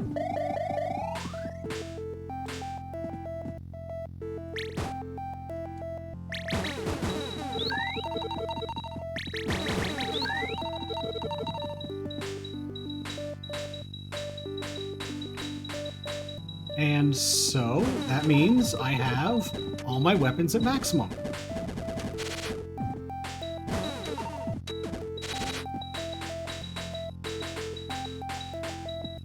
Which is also really handy.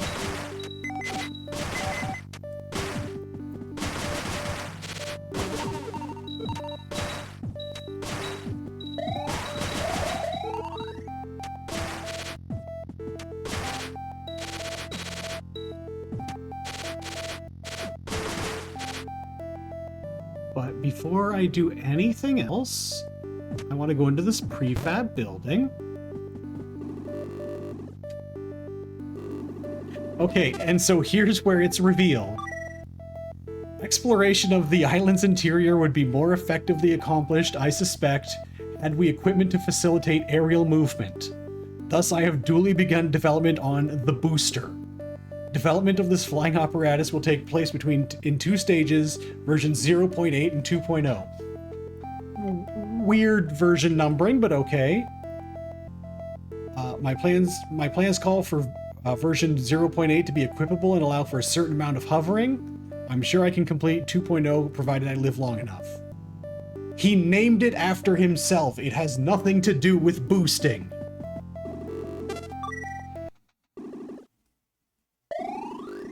This fucking guy. Okay, so I am gonna real quick take care of some biological matters. Do I have a thing for that? I mean, I have this. I'll be back in just a bit. So I'm gonna put myself on mute and you can listen to this really chill cave story music.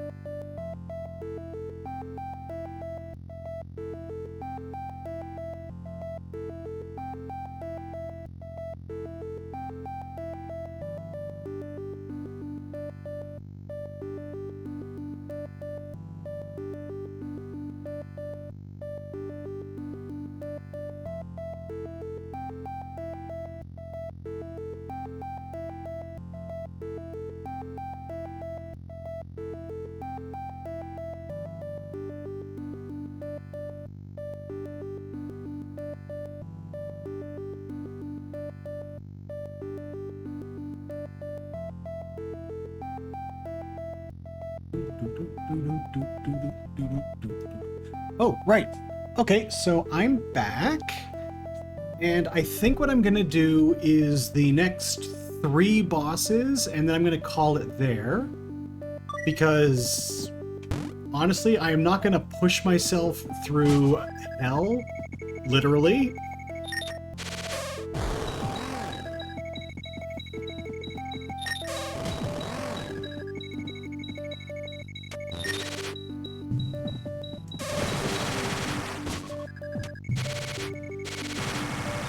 Oh, ow. Oh well. I'll at least show a little bit of hell so you can get the idea.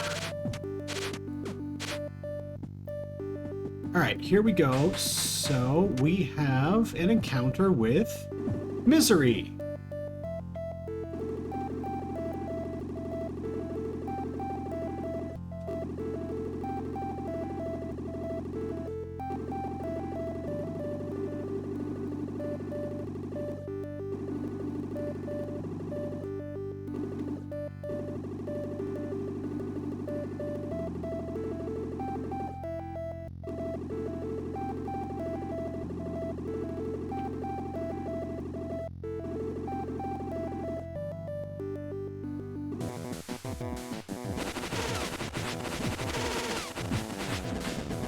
Oh, yeah, so it's actually more sensible to use the polar star on her. Or not the, well, the... Because it just tears through her. It turns out that if you shoot a girl with a gun, she... Ow. Oh my god. Whiff champion here.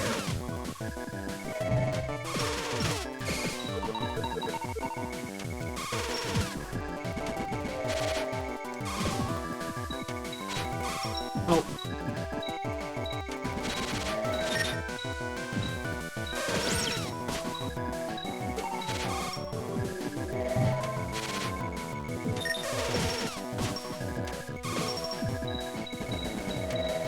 What do you mean you forgot you could watch? It's Twitch! Everyone can watch!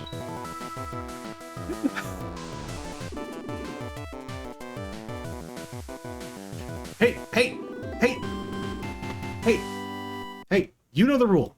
You know the rule. Do not honk the streamer.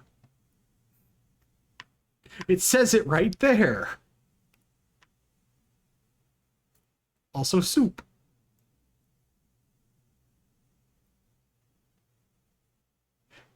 You're allowed to honk. She isn't.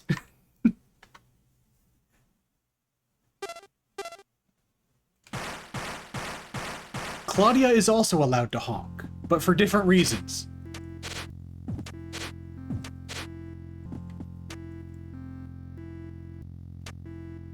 Oh, hey, it's my rabbit girlfriend.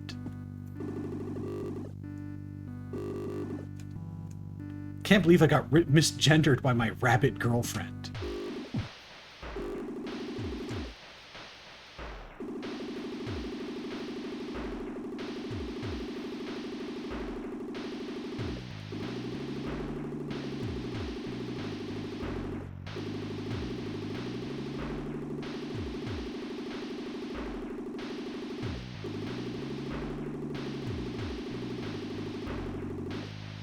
Yeah, so it makes you powerful and stupid, like cops will tell kids drugs do to them and then expect kids not to do drugs.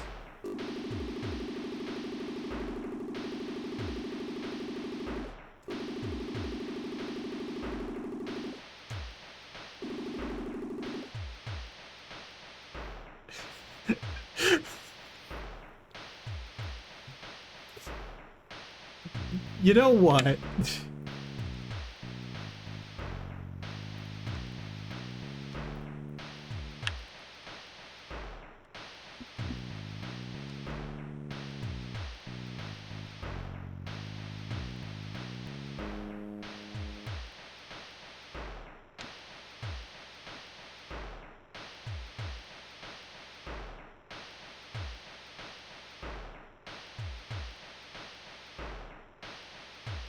Give me a second, I want to do something. Let's just add an audio source. Will window capture do? Do I have anything open on here that will make people worried about me?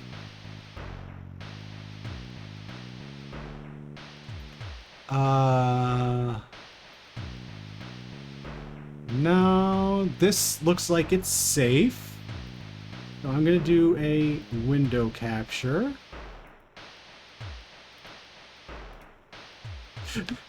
We're all watching rage baiting my fat dog.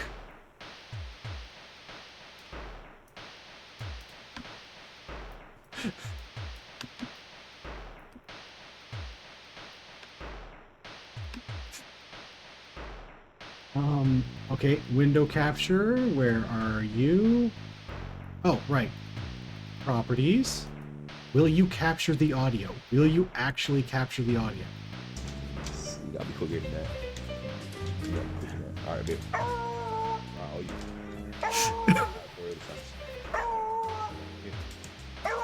One more. Quicker than that. One more time. Quicker than that. One more time. Oh, that one was good, you know. Uh-oh. Okay. Alright, for real this time. Okay, I'll stop playing. Here you go.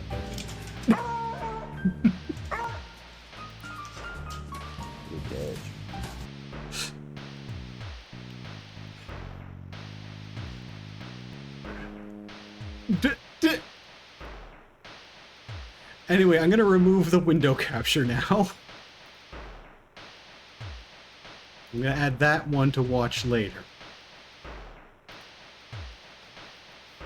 Anyway, back to Cave Story. Oh, I gotta zoom out in OBS to make sure that I can actually see everything for diagnostic reasons. There. Alright.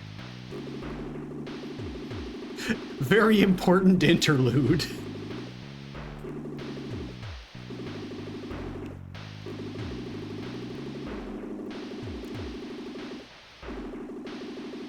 I really don't. I'm just gonna shoot you and then you're gonna die. Well, technically I'm gonna shoot a bunch of stuff and then it's gonna die. Oh wait, no, I shoot him first. Okay.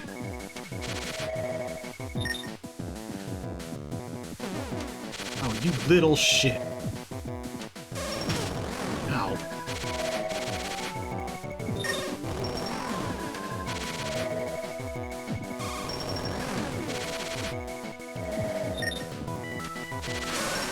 Ooh. Mm-hmm. Yeah, that's a little...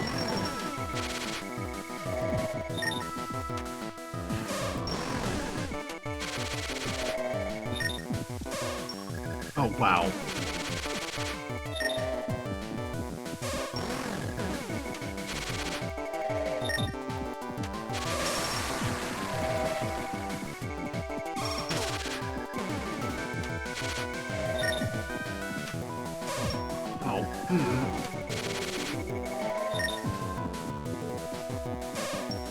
You gotta be kidding me.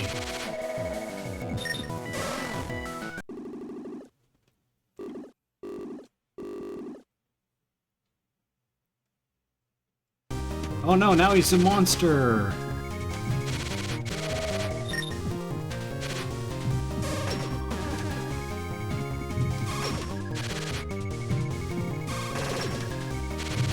Ow!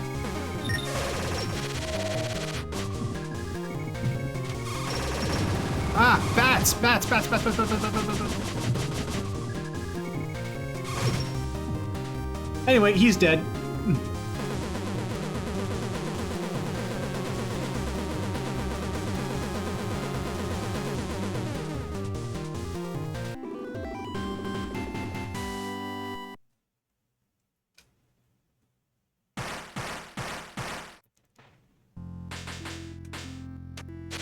Uh, 31 should be enough health. Oh, right, I'm gonna just...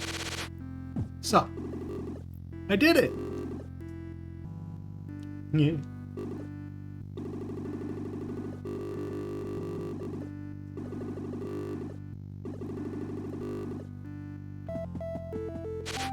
Oh. Don't worry about it. The crystal, don't worry about it. Don't worry about it.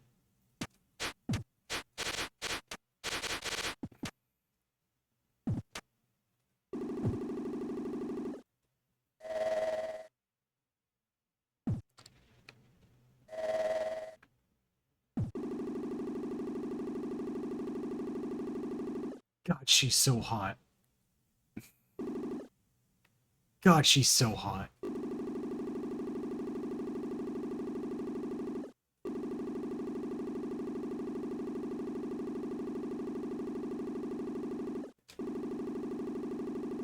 God, she's so hot.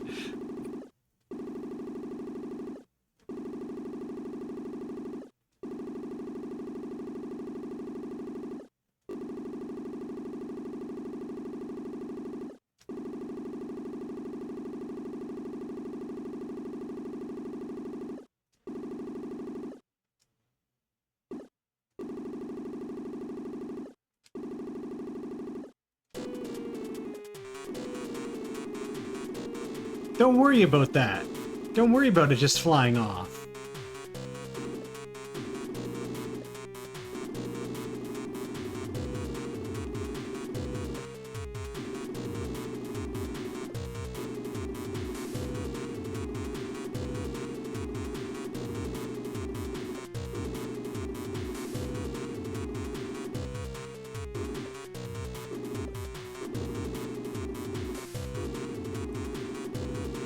I mean, yeah, if I was being confronted by a cloud of blood, I'd probably be pretty freaked out too.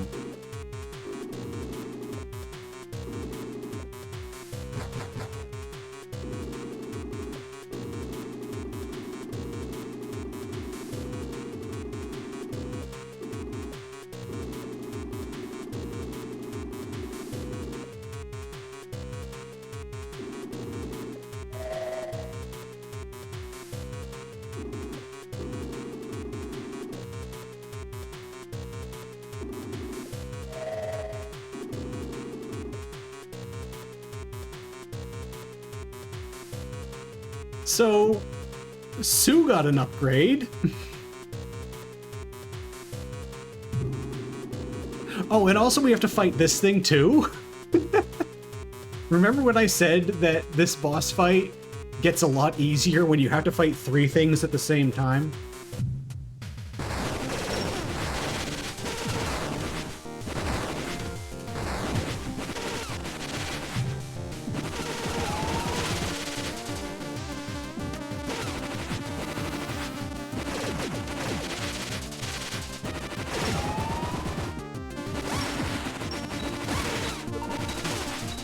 Why am I moving the wrong... Oh, because I was...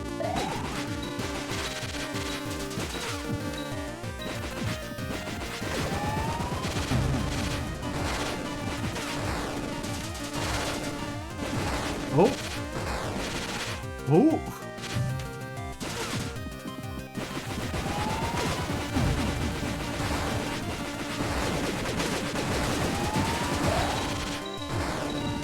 Ow!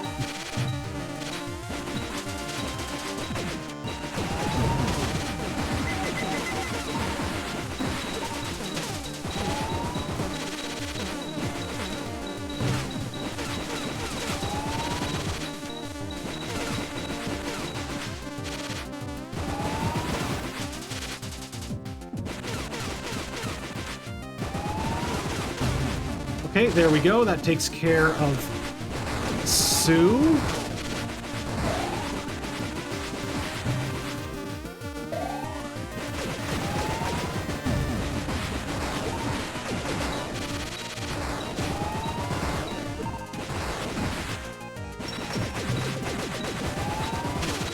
Ow.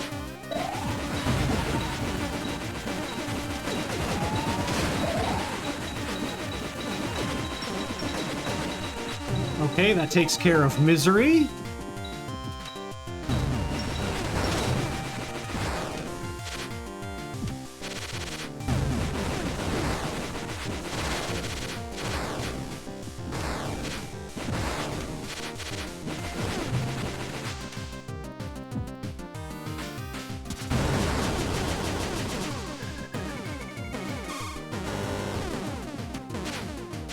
Ow.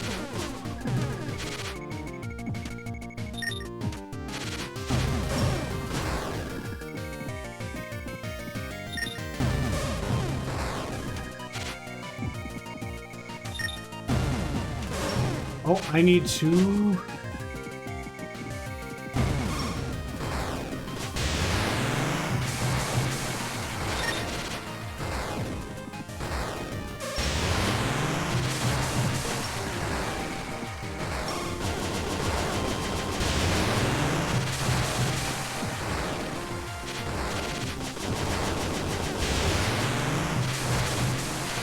So what you need to do there is make sure you deal enough damage per...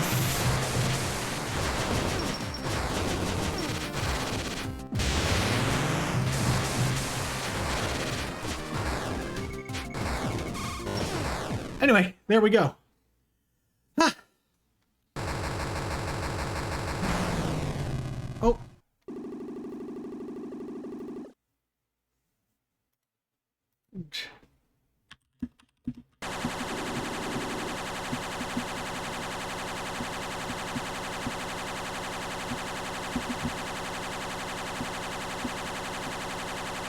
Oh my god, what is that sound? Oh my god.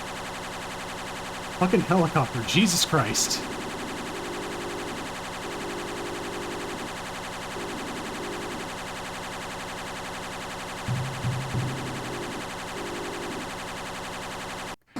Okay, anyway, they're gonna... Okay, so now it's time to do a bit of a gauntlet run.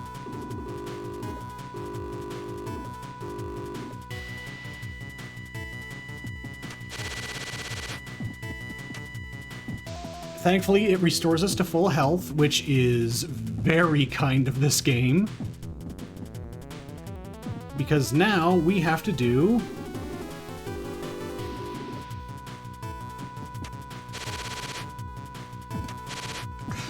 Ooh, ah! Yeah. Anyway, I'm going to show a little preview of what hell is like.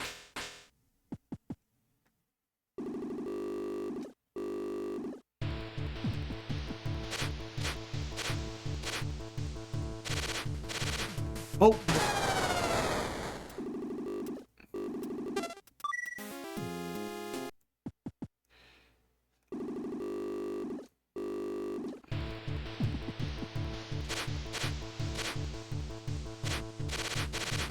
Nope. Yeah, spikes are instant death. And...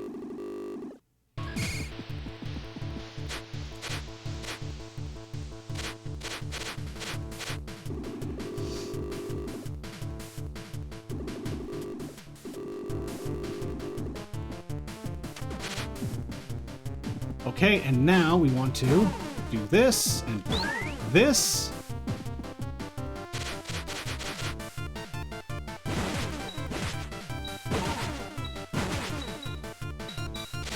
No.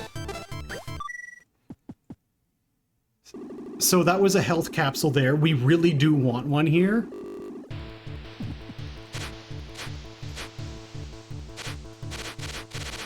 Oh.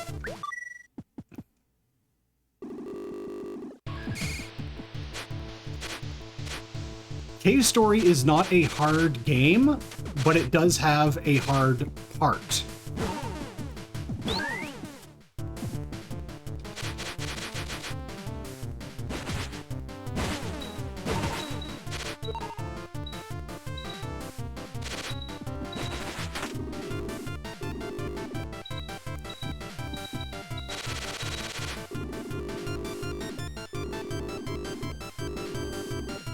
And now you're gonna see where things get real fucked up.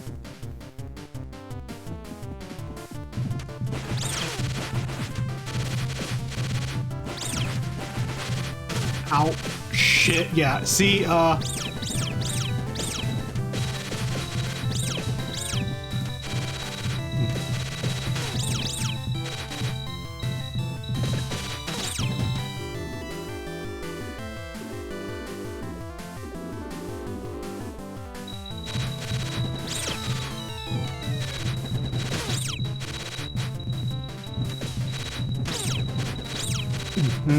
and we actually make it to...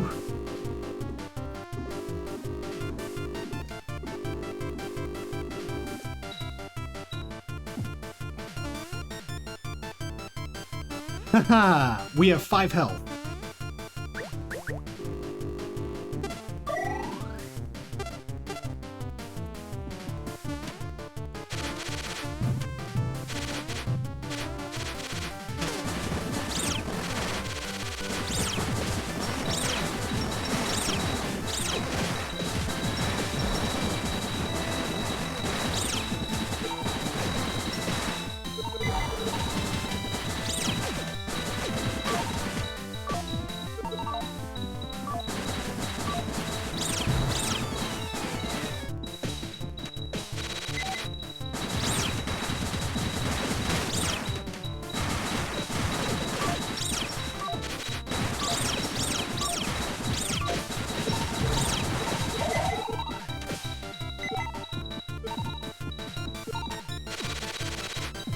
And the screen shake does not help here. Ow.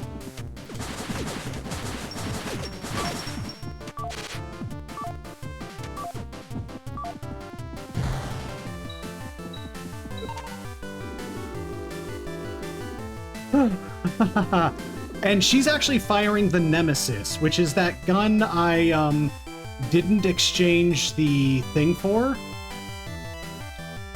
because it didn't seem like a good idea, because it's really not useful here. Oop.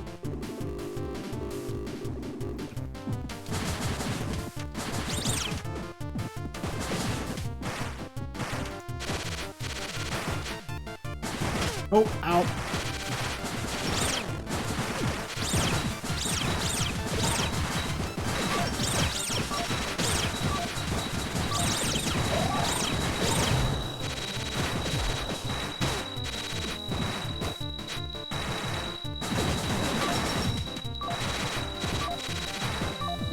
It has been a while since I have done this part of the game.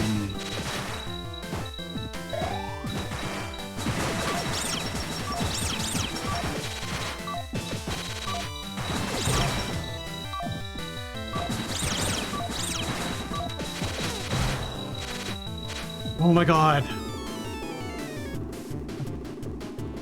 No, it upgrades when you collect, it downgrades when you collect, any weapon experience.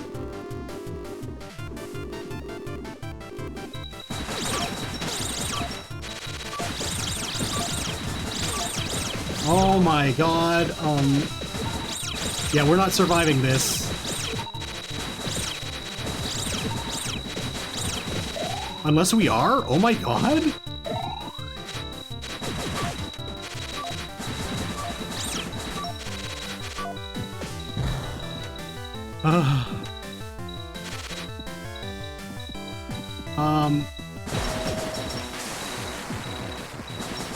Oh my god, this is a bad situation for everybody involved except for them.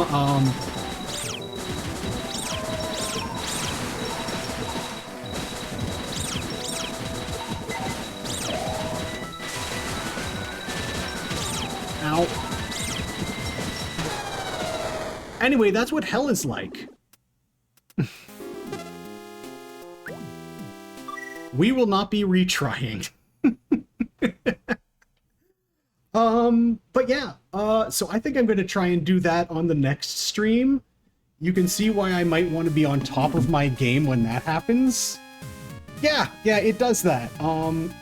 I wish I had I wish I had all of the fucking patterns ingrained in my soul. I'm moving over to talking mode. Oh my god. Yeah. Cave Story is a game I have played so much, and it probably shows considering how it's been 2 streams and I'm right at the end of it. Like, oh my god, I've got so many things I've got to move over. We don't need to worry about the stream stats because everything's working. Everything is working fine. Oh, I need to drag this over here, this over here, this over here. Yeah, so that's Cave Story. For the most part, it's a really easy game. It is super easy until, you know, you go literally to hell. Oh, also, this shows things off a lot better. My model moves a lot snappier now because I changed how some of the tracking settings work. Everything is better than Super Dimension Fortress Macross. Everything. Whatever you're thinking, it's better than Super Dimension Fortress Macross. It was all... Oh, the hair moves on its own, but I increased some of the values to make it more swooshy. But also, if I tilt my head, it moves side to side a lot better, and up and down, and and I whoop, and whoop. I can do all of that stuff, which is way nicer than it used to be. Oh my god, Super Dimension Fortress Macross is a fucking garbage show that sucks ass. I cannot believe that a franchise actually spawned from it, but apparently the response to the first 2/3 of the show was so good that they were like basically forced into making another 10 episodes. No, her boyfriend, no, it's My Boyfriend is a Pilot, which is, you know, not true. Well, that just started playing. Don't do that. Well, okay, so here's the thing. She does get a boyfriend, sort of. There's this horrible fucking love triangle that starts, and it is the worst. It is the no, she was dating her cousin. They dated. I'm pretty sure they fucked. They openly start dating at a certain point in the show, basically. Kind of. And also, he's like, during an interview, he's like, yeah, I wouldn't mind being married to her. And it's like, Jesus Christ, dude. And also, he sucks so fucking bad. I hate him so much. He is infuriating. Oh my god. But anyway, eventually he gets into a love triangle between her, not her cousin, but fucking Ichijo, and like she gets into a love triangle between him and fucking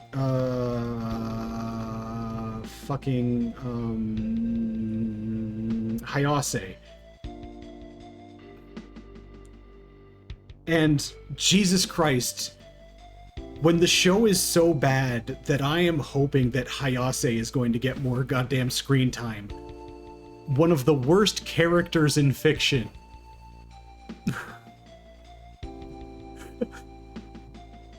It is absolutely staggering that the show ended up like it did.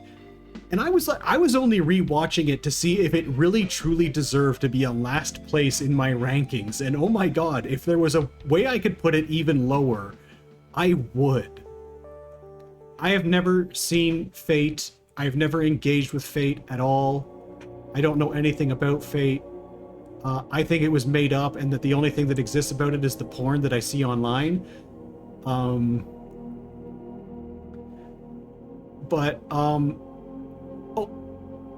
Yeah, that's the other thing. Max doesn't get to climb her because he only gets to really truly interact with her when she's shranked. When they micronize her. Which is, yeah, no, it's coward shit. Fucking boo. It is garbage. Make her big.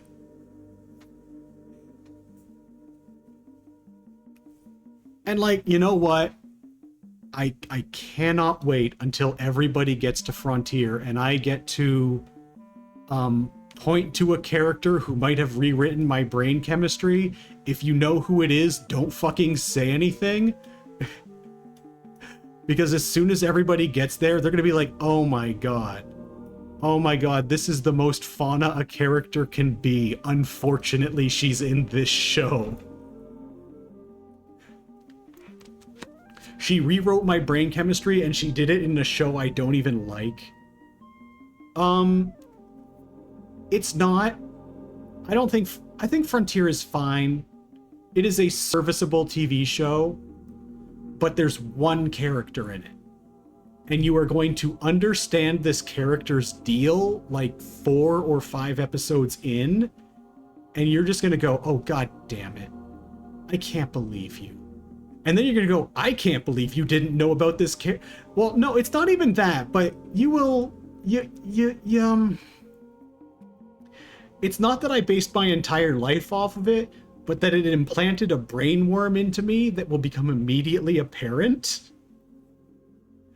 A brain worm that is completely distinct from my Macross autism, which honestly kind of spools into my just generic, like, plane autism and vehicle autism and space autism and very low level mech autism. I'm very particular when it comes to mechs.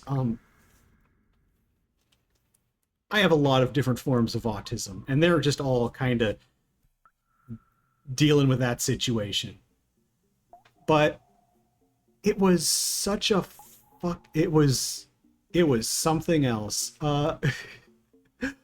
I you'll understand. You'll understand and you'll go, "Oh my god, wait a minute. Is this also like a stealth plural thing?" And then you'll see. And then you'll go, "Oh my god, Fauna, this character has a very unfortunate name." But yeah, I am never finishing Super Dimension Fortress Macross. That show just got infuriating. Actually, you know what? I'm gonna talk about it now. I'm gonna talk about it because now I have a captive audience. As in, I'm locking you all in my basement and you have to hear me talk about this. The first 12 episodes of the show are just bad. It is like the most generic, okay, it's the 80s, we've got robots, we've got aliens, they're gonna fight each other bullshit ever. Every so often you'll get like a stealth good episode, like the one where they're trapped within like the corridors of the Macross and they can't figure out a way to get to anybody and they're trying to survive and they have to do that for several weeks. That episode, I actually kind of like it. But then it's bad for a long time, and then finally Max shows up, and then after around 4 episodes or so, Max starts developing as a character and he's actually interesting, and then things start happening, and you've got the Zentradi, and then you've got the Zentradi spies, who I love and who also have an unfortunate name, but that's on purpose. Look it up.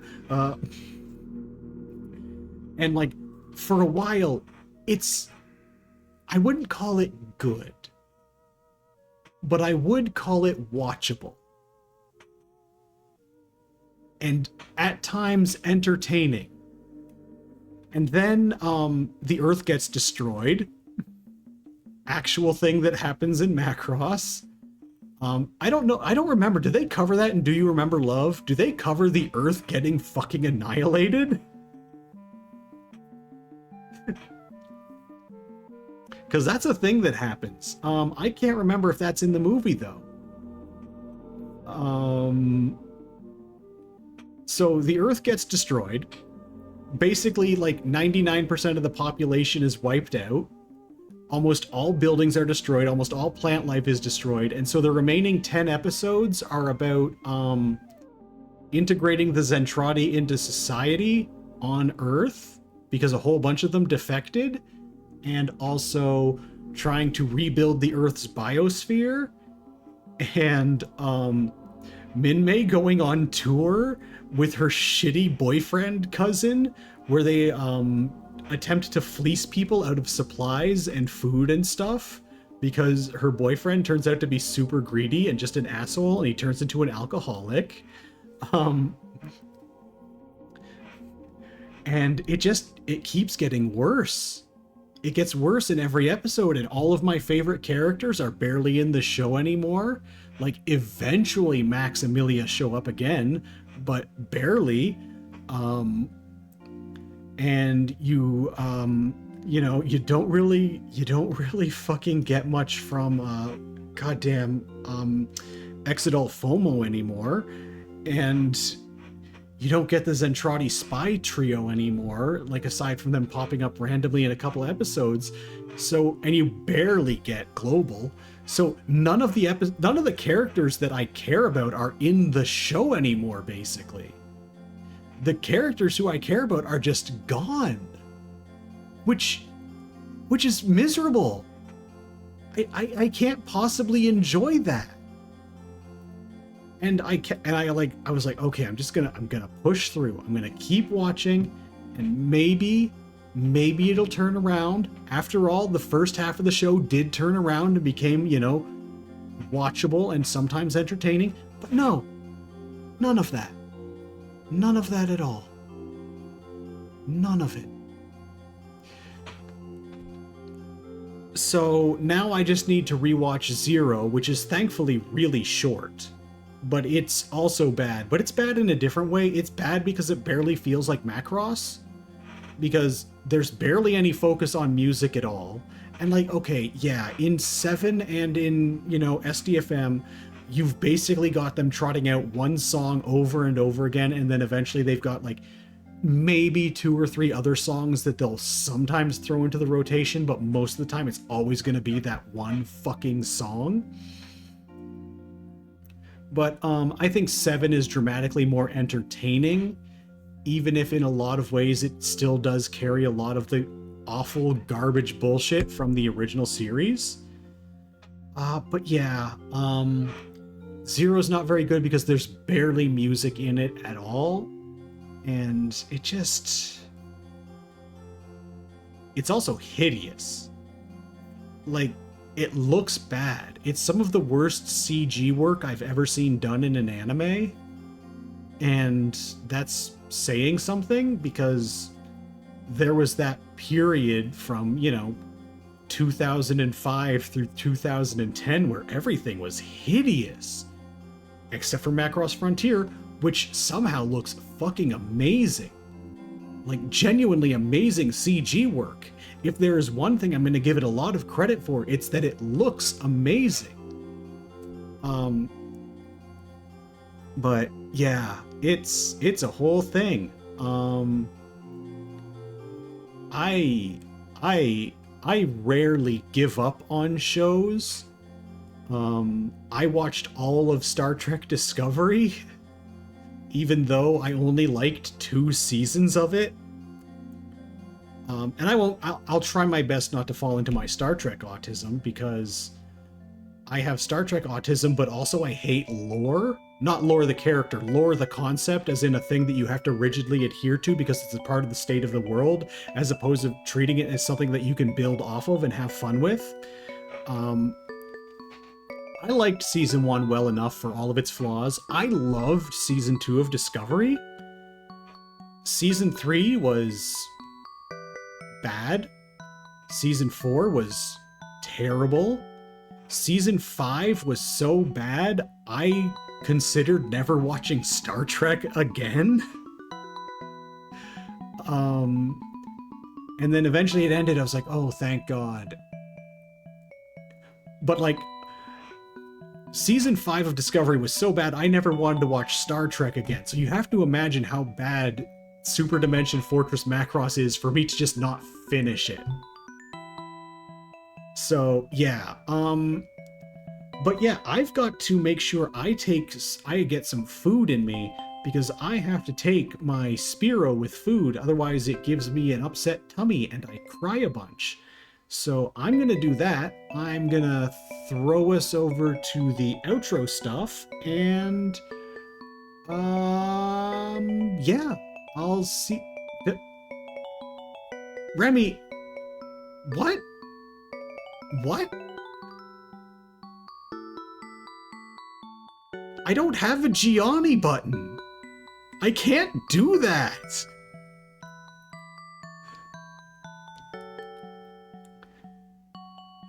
Oh. No, it's not that kind of upset. It just kind of hurts. Like, I don't get the metformin experience. Yeah, it just hurts my stomach, and I'm like, oh, I'm sad and painful. It hurts. I'm not gonna take metformin. I don't need to do that. Also, I've taken metformin before. I don't want to do it again.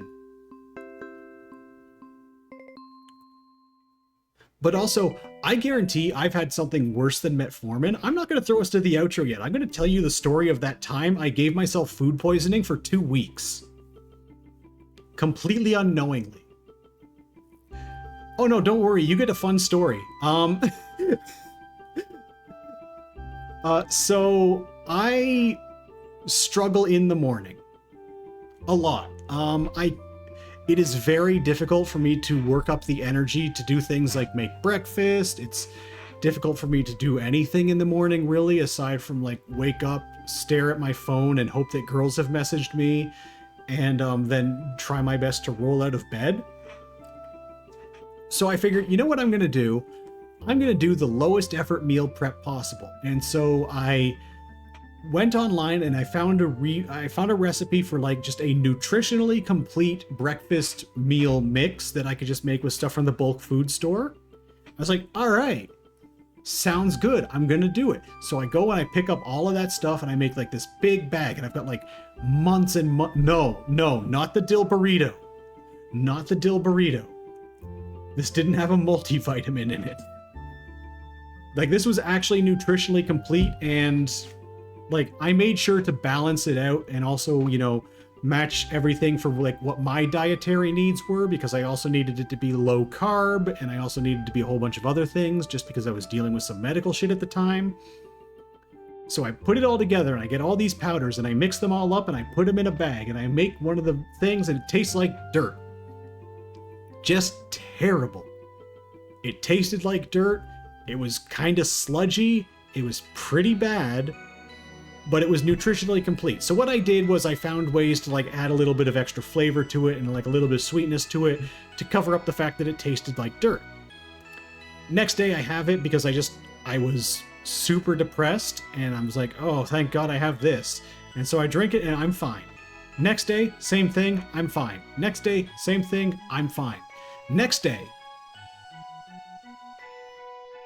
So I make it and I drink it and it tastes like dirt, because it always tastes like dirt, because all of the ingredients in it would taste like dirt. But I've added the sweetener to it and I've added a little bit of vanilla extract to it just to balance things out and make it palatable. And it lands in my stomach and I'm like, okay, there we go. About an hour later, I feel real weird. Like, my stomach is making noises. And I'm thinking, that's strange. But I go about my day and I just have like the rest of my day and I just have, you know, standard internal issues. Oh, hold on, my eye tracking is... One sec. There we go. But whatever. Next day, I'm still depressed. So I get some more and, you know, I drink some and I'm like, ooh, don't feel great. What followed was one of the worst days of my life as far as medical incidents are concerned that don't involve me thinking I'm having a heart attack and dying and having to go to the hospital, and I'm told, you had a panic attack, you stupid bitch. Take your fucking meds. You can stop this from happening. And I'm like, yeah, but if I take them, I have to take them.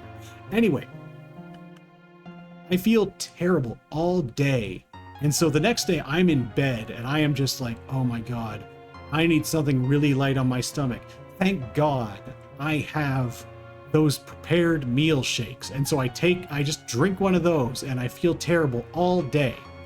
And things are happening. I'm not going to go into details because I don't think the details are necessary. You can use your imagination. I don't care. And I feel terrible the next day too. And I'm like, oh my God, I gotta get something in my body. I gotta get food in my body. And I go into the kitchen. I'm like, all right, I'm gonna have something really mild. Do I have any of those tortillas left that I can just heat up and eat piece by piece? And I don't. I have no food in the apartment because when I'm depressed, I'm not very good at remembering to buy food. And also I'm poor, so I can't rely on delivery. So I'm like, all right, it's fine. I'm just gonna have a glass of water, and then later I'm gonna have one of those meal shakes just so I have some form of nutrition in me. So I have a glass of water. That makes me feel bad because I'm having a glass of water on a completely empty stomach. And then later I have one of those meal shakes and I still feel terrible. This continues for several weeks. I start thinking, I have to go to the hospital. I have to go to the hospital. I have to go to the hospital. So one day, I wake up and I stand up as I'm getting out of bed and I nearly fall over because I am malnourished. I am exhausted because my internal issues are keeping me awake. And I nearly collapse right then and there. And I'm like, oh my God, I have to get something in me. So I I go to the kitchen and I go for like the meal shake thing, and I open up the bag, and for the first time, and it was something that I had kind of gotten used to because it didn't smell good, so I always kind of held my breath when I was opening it. And I mean, it didn't smell good to begin with. It didn't smell bad a couple of days later.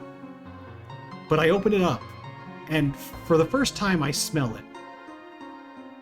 You know how when you smell something, it's different than when you're tasting it sometimes, and you can immediately tell something is wrong?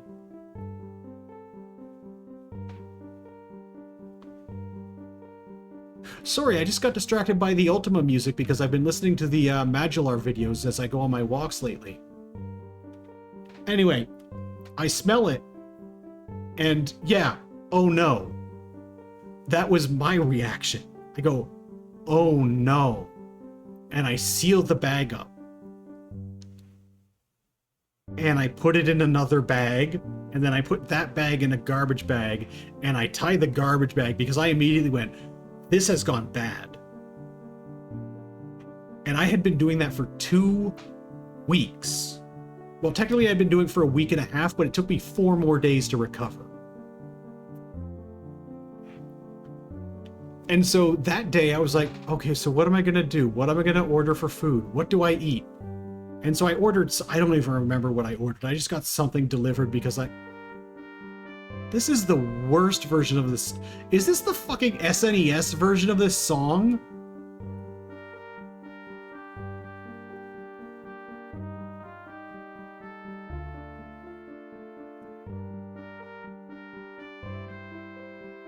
It is disgusting.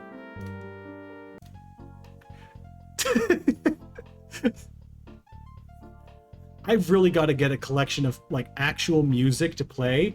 I'm probably gonna put them in like a Winamp playlist so I can just load them from that and then have them play through Winamp.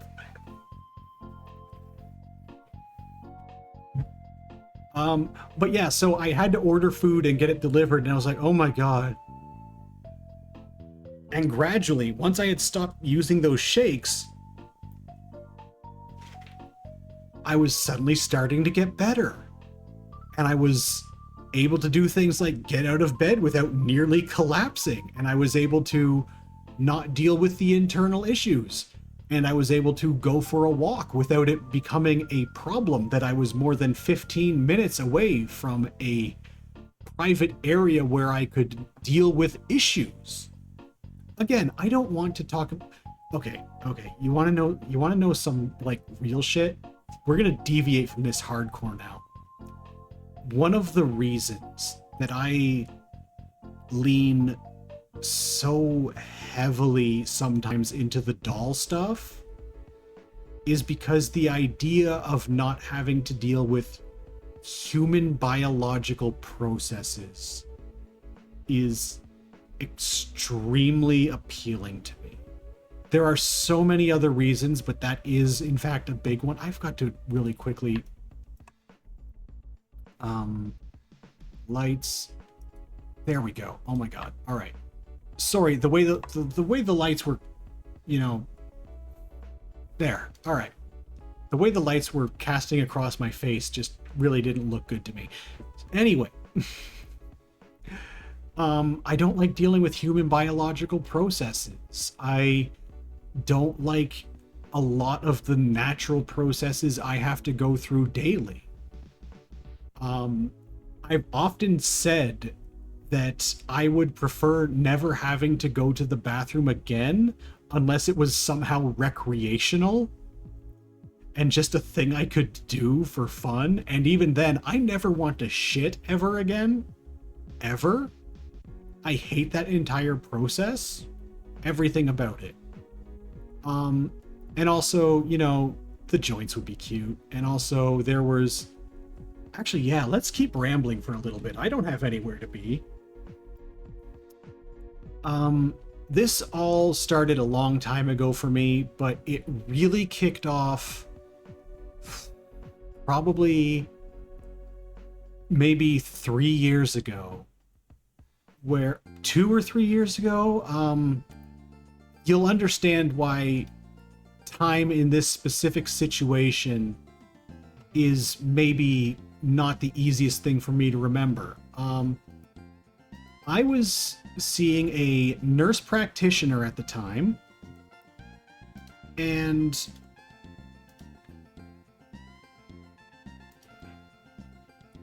she was great, honestly. She was amazing. She took all of my health issues actually seriously, and she got me on some antidepressants. I don't remember which ones.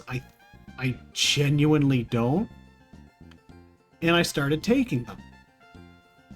And at first everything was normal aside from, you know, the side effects that you always get from antidepressants, where you'll have like periodic brain fog and you'll just kind of feel groggy all the time, and you might have some stomach issues because, you know, your body's getting used to a powerful new drug. And as things went on, it got worse. Instead of brain fog, it felt like my emotions were being entirely flattened almost. And I was spending almost every day in an entirely dissociative state where it felt like I was piloting my body from outside of it. And I had no true agency over my body as a person, but I was a controlling entity of my body. Which is a very difficult thing to explain. But it's also the best way I can put it. And having this external control over my body had a couple of other effects. It made my dysphoria so much worse, because I was now dealing with a body where I had even less feeling of control over it and anything like that, aside from being able to move it around and pose it and make it talk. I didn't feel like me. I felt like an entity outside of myself. Oh my god, this jaunty music, and this is like some real harrowing shit at points because it was psychologically devastating. And so I kept going, well, what if it was something else? What if I had the ability to shape and reform the body? What if I could make it the ideal self by destroying it and rebuilding it? And you can probably tell that's not a healthy thought process. That's not the kind of thing that you should be thinking when you're on antidepressants.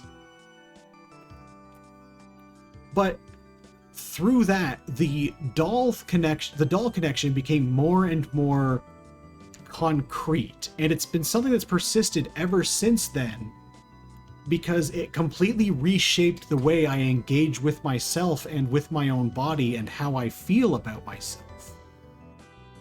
And it also stemmed from wanting to have agency over my own body, despite having a place in my heart and in my mental health where I distinctly did not have that, despite technically having it. And so for me, the doll thing is, I want that. I want to be divorced from my biological processes, but I want to have agency in that form. And that just kind of merged, and that's why you can see just... Oh, what am I doing? I can just look at my fucking AO3 and then check when things were published. Yeah, sorted by date, so we can go here. Yeah, this was a year and a half ago. Jesus Christ, okay. Yeah, this was a year and a half ago, and basically because of how fucked up I was because of this medication, I don't remember when that was, and it also might explain to some people why I seemed very strange back then. And why I seemed very flattened and unable to function in completely normal ways. So, yeah.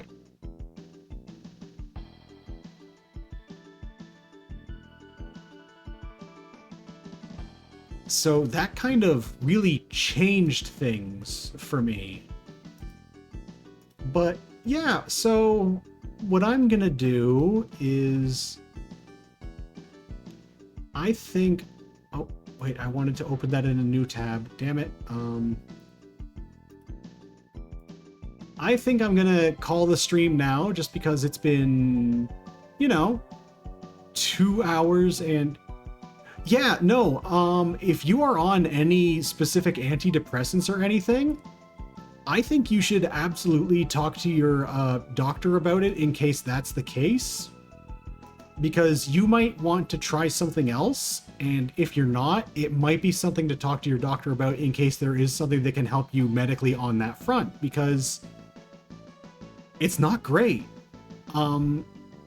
It's not a great thing to go through, and I think it really might be worth checking out and seeing if there's anything else you can do, because if you can not be in that place mentally and emotionally, yeah, that's the other thing.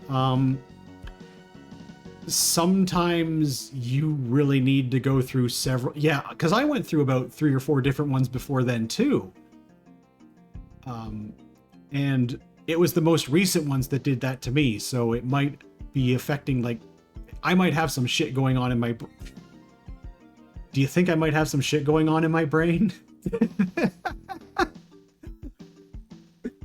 Oh my god, yeah, no. Looks at my stream layout. Do I have brain problems? Oh no.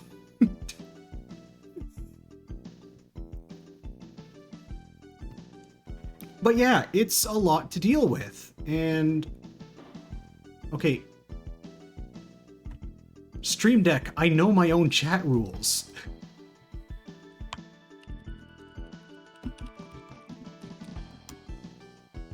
Nope. Anyway, yeah, so that's basically the whole of it. But yeah, like, just weird experience, and not one I recommend. And if there is anyone you can talk to about seeing what you can do, like, medically to help with it, I do recommend it. In my case, I've just had to kind of power through going without antidepressants, because there's not a lot else of options for me aside from stuff where I can have very severe side effects if I do anything wrong. And as somebody who struggles with being even a little bit biologically responsible, I don't want to start taking things where if I start missing doses, I might start running into real big deal problems. But also, I was on some of those before, I think, or somebody else I know was? I don't remember, because I know somebody who is currently, and I think I was, or I either was almost on them, and then they decided to put me on something else, but either way, yeah, so what I'm gonna do is, let's see, I'm gonna end the stream, I think, because I need to get food in me, and I was only supposed to be rambling for like 10 or 15 minutes, and then it was nearly half an hour. Whoops. So I think what I'm gonna do is something I don't get to do very often because my schedule is so weird. Yeah, I recommend it, and if nothing else, like, talk to your doctor about the symptoms specifically, because sometimes they might know. My nurse practitioner picked up on it like immediately. She was like, oh yeah, we need to get you off this shit. Yeah, I'm actually going to throw us over to a raid, because why the heck not? We're going to raid Shirokaze, because he's playing Etrian Odyssey, and that Etrian Odyssey Untold Classic. So I'm going to throw us over there, because why not? Yeah, there we go. Yeah, I actually started watching first his Shiren the Wanderer streams because they were neat.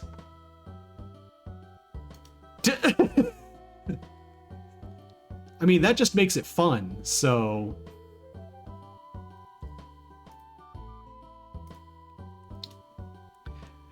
I mean, yeah, but that just makes it Shiro the Wanderer now. Or it makes him Shiro the Wanderer.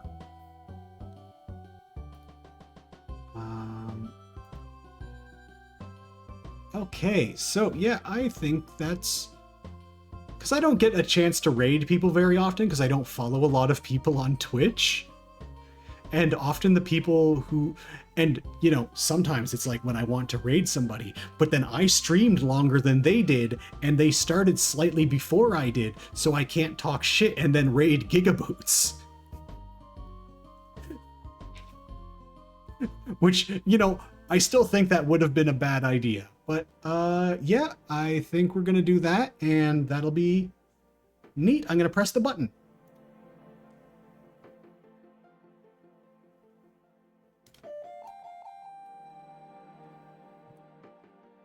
And now...